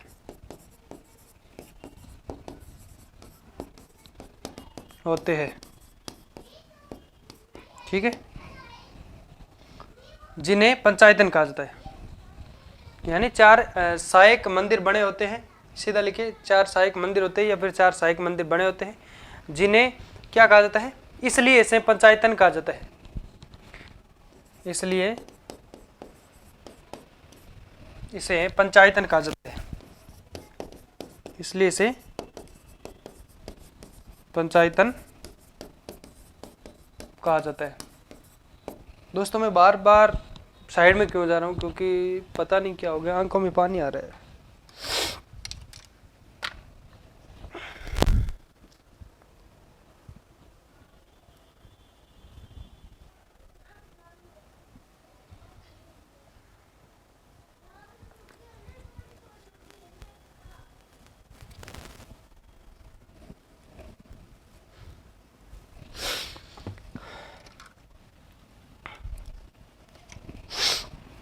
आप बार बार डिस्टर्ब हो रहे होंगे, उसके लिए सॉरी। पता नहीं ये लाइट भी क्या है कि 1-2 दिन से क्लास की नहीं है, तो लाइट से शायद हो रहा होगा। ठीक है, यहाँ तक लिख दिया। पंचायतन शैली यानी नागर शैली में बने हुए हैं मंदिर जिसमें एक मुख्य मंदिर होता है प्लस 4 उसके सहायक मंदिर होते हैं। उनके बारे में बात करते हैं कि कौन कौन से मंदिर है। लिखिए, इसमें मुख्य मंदिर किसका होता है? विष्णु का होता है। इसमें मुख्य मंदिर किसका होता है? भगवान विष्णु का। मुख्य मंदिर भगवान विष्णु का। वह सहायक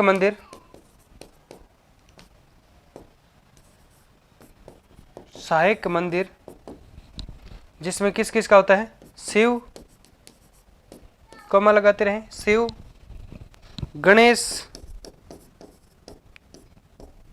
भगवान सूर्य,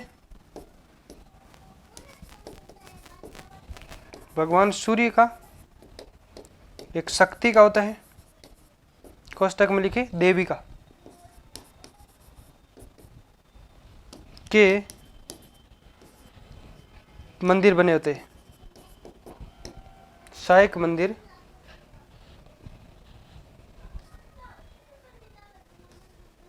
के मंदिर बने होते हैं।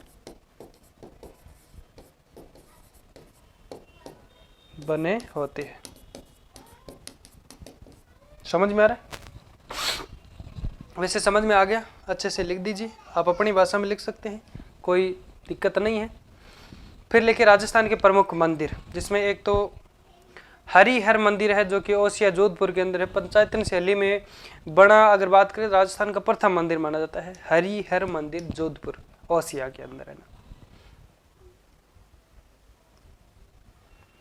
बाकी मेरे ख्याल से कोई अगर जिलेवार के अंदर कोई पुराना चेंज हुआ है और मैंने अगर अच्छे से नहीं लिखा तो आप अपने हिसाब से उसको, वैसे मैंने सारा अपडेट कर दिया है, जिलों के अनुसार जो अपडेट हुआ है, जिले जो चेंज हुए उसके अंदर जो स्थिति उनकी चेंज हो गई तो वो मैंने सही कर दिया, ठीक है, अपडेट कर दिया, कहने का मतलब उसमें परिवर्तन कर दिया था। बाकी बाय द वे केस अगर हो भी जाए तो आप उसको अच्छे से ठीक कर लेना। प्रमुख मंदिर, अब लिखे राजस्थान के प्रमुख मंदिर।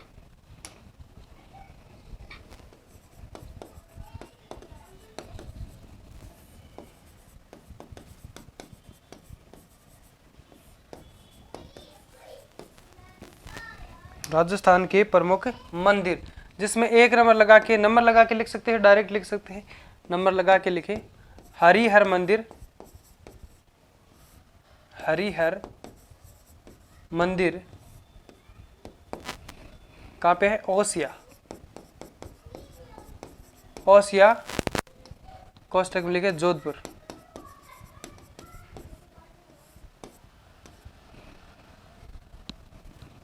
किस शैली का सबसे प्राचीन मंदिर है भैया? पंचायतन शैली का। पंचायतन शैली किस शैली की उपशैली है? नागर शैली की। इसमें लिखे पंचायतन शैली का, पंचायतन शैली में बना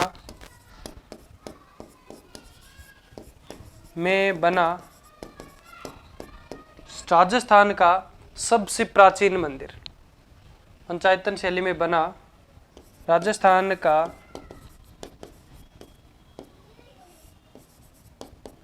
सबसे प्राचीन मंदिर।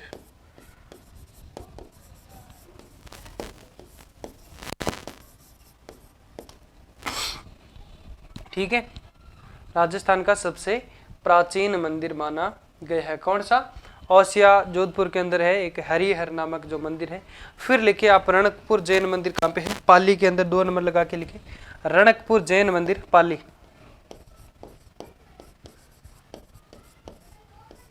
रणकपुर जैन मंदिर कहाँ पे है? डैश करके लिखे पाली में है, ठीक है। फिर लिखे आप 3 नंबर लगा के लिखे जगदीश मंदिर उदयपुर। फिर बुड्ढादीत मंदिर लिखते हैं, जगदीश मंदिर कहाँ पे है? डैश करके लिखे उदयपुर। फिर 4 नंबर लगा के लिखे इसमें बुड्ढादीत सूर्य मंदिर कोटा। बुड्ढादीत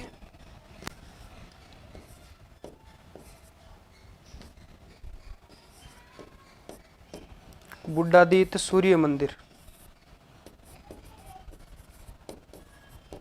कहाँ पे? ये डैश करके लिखे कोटा। फिर 5 नंबर लगा के लिखे इसमें बारडोली का शिव मंदिर चित्तौड़ है। बारडोली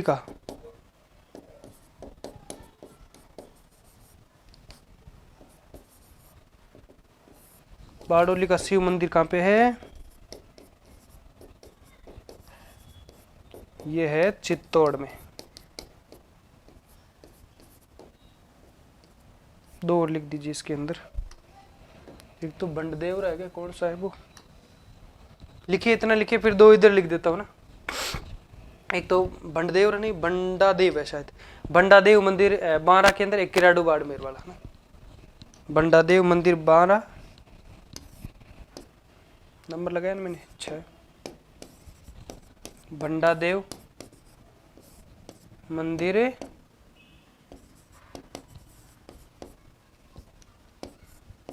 कहाँ पे है? बारा के अंदर। एक कहाँ पे है? एक भंडदेवरा भी है ना, वो कहाँ पे है? चलो वो भी आएगा इसके अंदर, देखेंगे, थोड़ा मेरे माइंड से निकल रहा है। एक लिखे किराडू मंदिर बाड़मेर।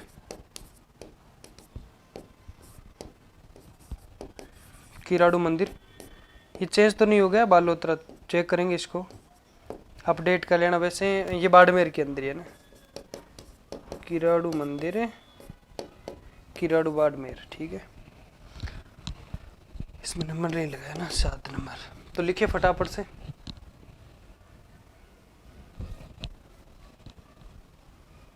आगे बढ़े।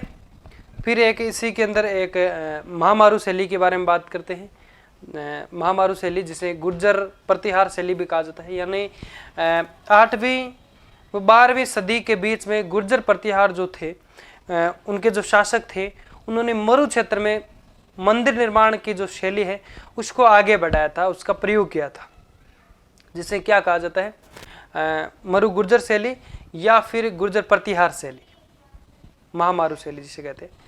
और इस शैली का जो हम कह सकते हैं विकास जो माना जाता है, पूर्ण विकास, वो 10वीं से 11वीं सदी के अंदर माना जाता है। तो इसके बारे में भी बात करते हैं। पहले लिख दीजिए यहाँ तक।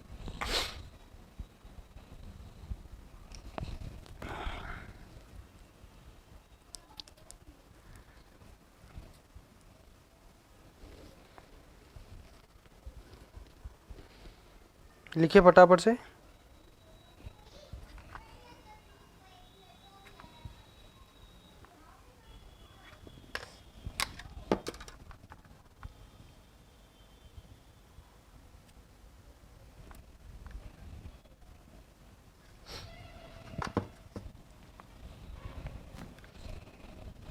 चलो आगे बढ़ते हैं। लिख लिया। अब लिखो आप महामारू शैली या फिर गुर्जर प्रतिहार शैली। महामारू शैली या अब्लिक करके लिखिए गुर्जर प्रतिहार शैली। गुर्जर प्रतिहार शैली, ठीक है। अब इसके अंदर लिखते हैं आप 12वीं सदी के अंदर, है ना, 8वीं से लगातार 8वीं से लेकर के है जो कि 12वीं सदी के बीच में गुर्जर प्रतिहार शासक जो थे, उन्होंने मरु क्षेत्र में मंदिर निर्माण की एक शैली का जो प्रयोग किया था, जिससे ही क्या कहा जाता है, महामारू शैली या फिर गुर्जर प्रतिहार शैली कहा जाता है। तो इस पे लिखे 8वीं से 12वीं सदी के बीच में गुर्जर प्रतिहार के शासकों ने मरु क्षेत्र में, लिखे 8वीं से 12वीं सदी के बीच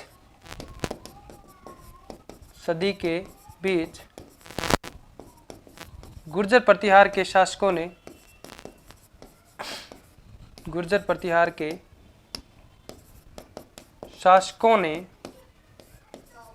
कहां पर प्रयोग की थी, मरु क्षेत्र में। गुर्जर प्रतिहार के शासकों ने मरु क्षेत्र में एक मंदिर निर्माण शैली का प्रयोग किया गया। एक मंदिर निर्माण की शैली का प्रयोग किया। एक मंदिर में मंदिर निर्माण की शैली का प्रयोग किया,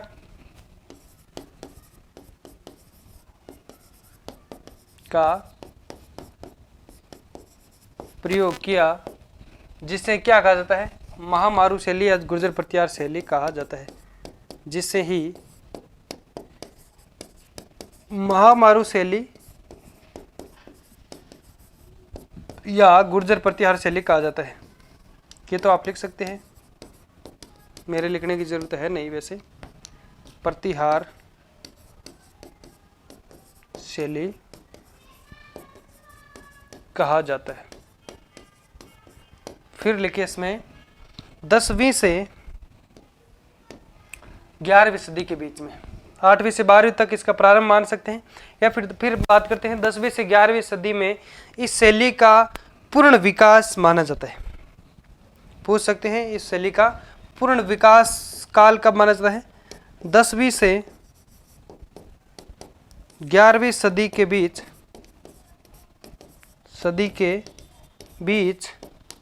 क्या हो गया है, इस शैली का पूर्ण विकास माना जाता है।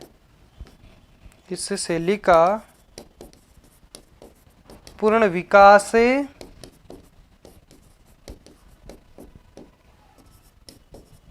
माना जाता है, ठीक है। अब लिखिए फटाफट से। फिर बात करते हैं इसी के अंदर, यानी इस शैली का जो प्रारंभिक केंद्र जो माना गया था वो कौन सा था, मंडोर को रखा गया था। नहीं, इस समय 8वीं से 12वीं के अंदर जब प्रारंभिक इसका केंद्र है वो मंडोर को माना गया है। और प्रतिहारों के बाद में भी शैली का जो कई सारे हम कह सकते हैं शासकों ने प्रयोग किया था। सांबर के चौहानों ने भी प्रयोग किया था, और चित्तौड़ के जो थे मौर्य उन्होंने भी प्रयोग किया था इस शैली का, और गुहिलों ने भी इस शैली का प्रयोग किया था और आगे इसको बढ़ाने का कार्य किया था। उसके बारे में लिखते हैं, फिर इस शैली के प्रमुख जो मंदिर है उनके बारे में बात करते हैं। पहले इतना लिखे, इसके अंदर एक लाइन यहाँ पे लिख देते हैं, इस शैली का प्रारंभिक केंद्र मंडोर था या फिर मंडोर है, ऐसे लिख सकते हैं। इस शैली का प्रारंभिक केंद्र मंडोर है। इस शैली का प्रारंभिक केंद्र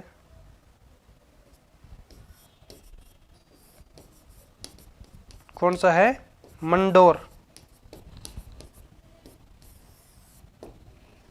ठीक है, चलो अब लिखो, प्रतिहार के बाद सांबर के चौहानों ने भी इस शैली को आगे बढ़ाने का कार्य किया है। प्रतिहारों के बाद या फिर प्रतिहार शासकों के बाद सांबर के चौहानों और चित्तौड़ के मौर्यों और गुहिलों ने भी है जो किसको आगे बढ़ाने का कार्य किया है।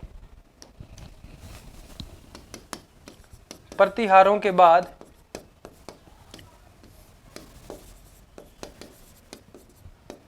के बाद इस शैली को सीधा लिखिए, प्रतिहारों के बाद सांबर के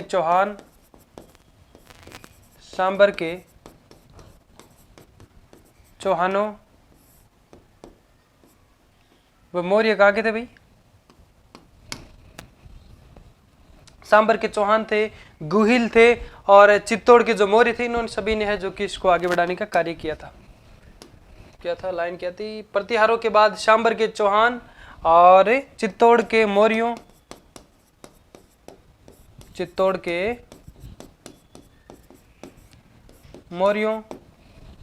व गुहिलों ने इस शैली को आगे बढ़ाने का कार्य किया था। और गुहिलों ने इस मंदिर निर्माण शैली को आगे बढ़ाया। मंदिर निर्माण शैली को आगे बढ़ाया या फिर आगे बढ़ाने का कार्य किया। ठीक है, लिखिए। फिर लिखते हैं इसके बाद में इस शैली से संबंधित या फिर राजस्थान के जो भी शैली के जो प्रमुख मंदिर हैं उनके बारे में थोड़ी सी चर्चा करते हैं। बढ़ाया या फिर बढ़ाने का कार्य किया, उस हिसाब से आप लिख सकते हैं। फिर लिखिए, इस शैली के प्रमुख मंदिर कौन कौन से हैं? कामेश्वर मंदिर एक पाली के अंदर है, आहुआ पाली के अंदर, और एक है खेड़ मंदिर बालोतरा। ये दोनों मंदिर 850 ईस्वी में जो माने गए हैं। 850, जैसे 850 तो 8वीं सदी होगी जब इसका प्रारंभ था। 850 ईस्वी के अंदर ये जो निर्मित मंदिर है, एक तो आहुआ पाली के अंदर जो कामेश्वर मंदिर है, एक बालोतरा के अंदर है जो खेड़ मंदिर है। इन दोनों का जो निर्माण 850 के अंदर होता है और इस शैली के प्राचीन मंदिर माने जाते हैं, प्राचीनतम मंदिर माने जाते हैं ये दोनों। और हरिहर मंदिर जो ओसिया जोधपुर, वो भी इस शैली के अंदर भी निर्मित है। और एक सूर्य मंदिर है ओसिया जोधपुर के अंदर, ये भी कालिका माता मंदिर है, कुंभ श्याम मंदिर है, ये दोनों चित्तौड़ के अंदर है। चलो ये 4-5 जो मंदिर है ये लिख लेते हैं। लिखिए, इस शैली के प्रमुख मंदिर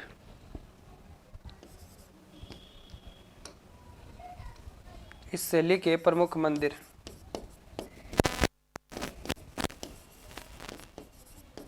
इस शैली के प्रमुख मंदिर। आवाज आ रही है ना? कहीं आवाज में कोई मिस्टेक वगैरह हो तो बता देना ना। कामेश्वर मंदिर, एक खेड़ मंदिर। लिखिए, कामेश्वर मंदिर आहुआ पाली, नंबर लगाने की जरूरत है नहीं। कामेश्वर मंदिर कहाँ पे है? आहुआ के अंदर। आहुआ कहाँ पे है? पाली में। एक लिखो खेड़ मंदिर, खेड़ मंदिर कहाँ पे है? बालोतरा। बालोतरा किस में था? बाड़मेर में था, बट अब बालोतरा बाड़मेर से अलग हो गया, अलग जिला बन गया। ठीक है, अब इन दोनों को ऐसे करके क्या करना है? ऐसे लिखना है आगे। 850 ईस्वी में निर्मित, 850 ईस्वी में निर्मित यह मंदिर इस शैली के, यह मंदिर इस शैली के प्राचीनतम मंदिर माने गए हैं। प्राचीनतम मंदिर है, इस शैली के सबसे प्राचीनतम मंदिर माने गए हैं। ठीक है, 850 में, यानी 850 से तो यहाँ पे सीधा लिख दीजिए 8वीं सदी। कौन सी सदी हो जाएगी? 850 ईस्वी है तो 8वीं सदी इसमें मानी जाती है। वो मैंने आपको बताया था। जैसे अभी 2024 चल रहा है तो कौन सी सदी चल रही है? 21वीं सदी। सॉरी, इसका सदी तो मैं भूल गया, 9वीं सदी रहेगी। 850 में के है तो ये सदी तो 9वीं हो जाएगी। जैसे 1918 है तो सदी कौन सी होगी? एक वर्ष आगे चलती है, एक आगे है ना, 20वीं सदी। अभी 2024 चल रहा है तो 21वीं सदी चल रही है। ये थोड़ा सा ध्यान रखना है। मैंने सॉरी गलती से पीछे मैंने 8वीं सदी बता दिया था, सॉरी। ठीक है, कभी हो जाता है। बाकी मैं क्लास ख़त्म करने से पहले उसको सही ज़रूर करवा देता हूँ। बाकी गलती इंसान से होती है, इंसान गलतियों का पुतला है, हो जाती है।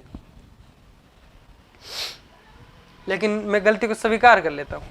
अगर गलती हुई है, ऐसे नहीं कि मैं जिद करता हूँ, गलती हुई है तो हुई है भाई, उसको सुधार करने की कोशिश करता हूँ। और वो गलती कई बार क्या होता है कि जब लगातार पढ़ाते तो हो जाती है। फिर लिखते हैं इसमें हरिहर मंदिर ओसिया जो जोधपुर के अंदर है, और एक है सूर्य मंदिर, दोनों ओसिया जोधपुर के अंदर है। वो भी इस शैली से संबंधित मंदिर है, इस शैली के ही मंदिर है। एक लिखे हरिहर जोधपुर ओसिया,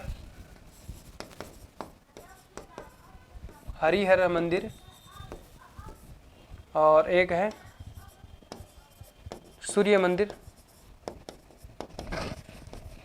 ये दोनों कहाँ पे हैं?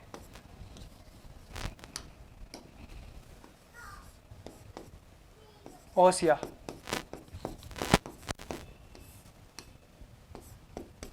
जोधपुर।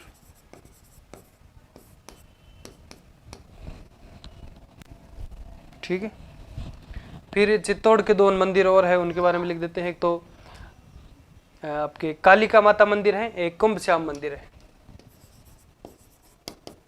कालिका माता मंदिर है,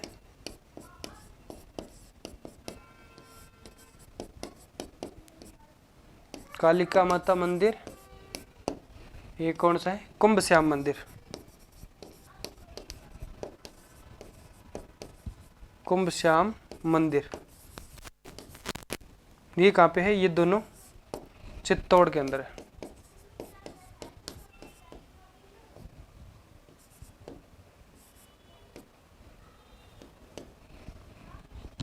लिखे इतना, उसके बाद में आगे पढ़ते हैं।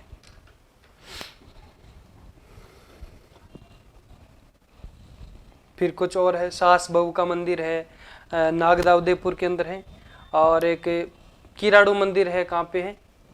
ये है जो कि आपके इस शैली का सबसे भव्य और अंतिम मंदिर माना जाता है। फिर एक है, 4-5 और लिख देते हैं इसके अंदर। चलो लिखे। सास बहू का मंदिर कहाँ पे है? नागदा उदयपुर के अंदर है। और किराड़ू जो मंदिर है वो इस शैली का सबसे भव्य और अंतिम मंदिर माना जाता है। इस शैली के अंदर अंतिम जो मंदिर बना था वो किराड़ू मंदिर बना था, बाड़मेर वाला। अब लिखे सास बहू का मंदिर, नागदा उदयपुर। सास बहू का मंदिर कहाँ पे है? नागदा। कहाँ पे? ये नागदा उदयपुर।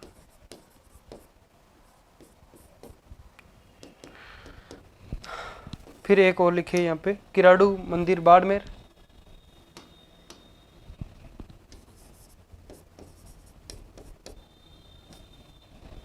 किराडू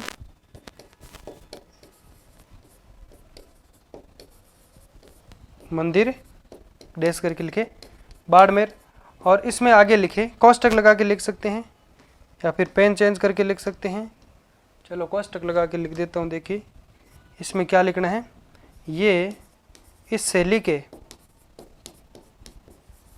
के सबसे भव्य मंदिर, किराडू के जो मंदिर है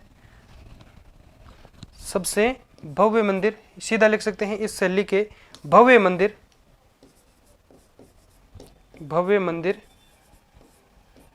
वह अंतिम मंदिर है, वह अंतिम मंदिर है। अब लिखिए अच्छे से। बाकी 4-5 एक और है, मैं उसको भी लिखवा देता हूँ यहाँ पे। नकटी माता का मंदिर उदयपुर के अंदर है, और एक वराह मंदिर आहड़ उदयपुर है।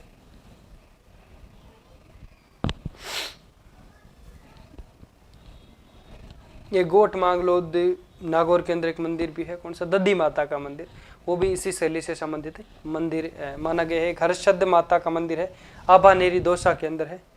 चलो लिखी, नकटी माता उदयपुर है, और एक है जो कि नकटी माता का कहाँ पे, जयपुर के अंदर है। नकटी माता जयपुर है, और एक वराह मंदिर लिखिए, यहाँ पे लिखवाऊंगे, आगे लिखवा दूँ।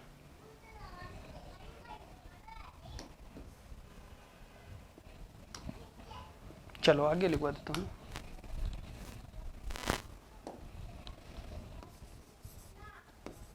नकटी माता का मंदिर, नकटी माता मंदिर कहाँ पे है, जयपुर के अंदर। और एक लिखे फिर आप वराह मंदिर आहड़ उदयपुर।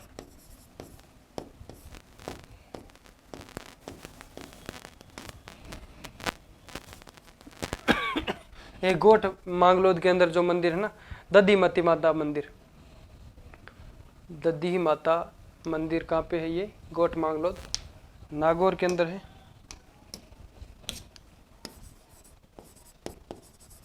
दद्दी माता मंदिर कहाँ पे है, गोट मांगलोद।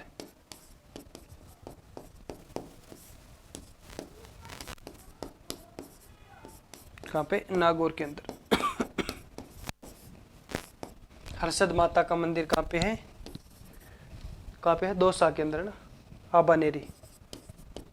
हर्षद माता का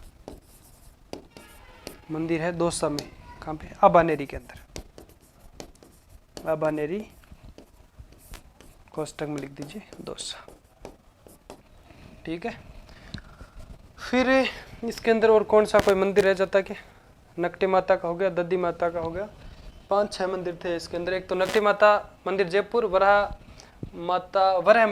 मंदिर आहड़ उदयपुर के अंदर, दद्दी माता मंदिर गोट मांगलोद हो गया, और एक आभानेरी ये हो गया, और एक किराडू हो गया, और ये इतने थे ना। सास बहू का मंदिर कुंभश्याम, कालिका माता का हो गया, ये थे इसके अंदर है ना इतने, और 2 ओसिया वाले हो गए, हरिहर, सूर्य, कालिका। तो साथियों इसी के साथ में क्या करते हैं, आज के सेशन को यहीं पे समाप्त करने की कोशिश करते हैं, क्योंकि नेक्स्ट जो क्लास है सर आने वाले हैं, तो हम किसी का समय व्यर्थ नहीं करना चाहते। तो आज की आपकी क्लास यहीं पे ख़त्म करते हैं, और फिर मिलते हैं एक नए पार्ट के अंदर, यानी इसी को है जो कि हम 2 या 3 पार्ट के अंदर इसको कंप्लीट करने की कोशिश करेंगे। फिर मिलते हैं दोस्तों एक नए जोश और जुनून के साथ। तब तक के लिए है जो कि एक छोटा सा ब्रेक लेते हैं। बाय बाय, जय हिंद।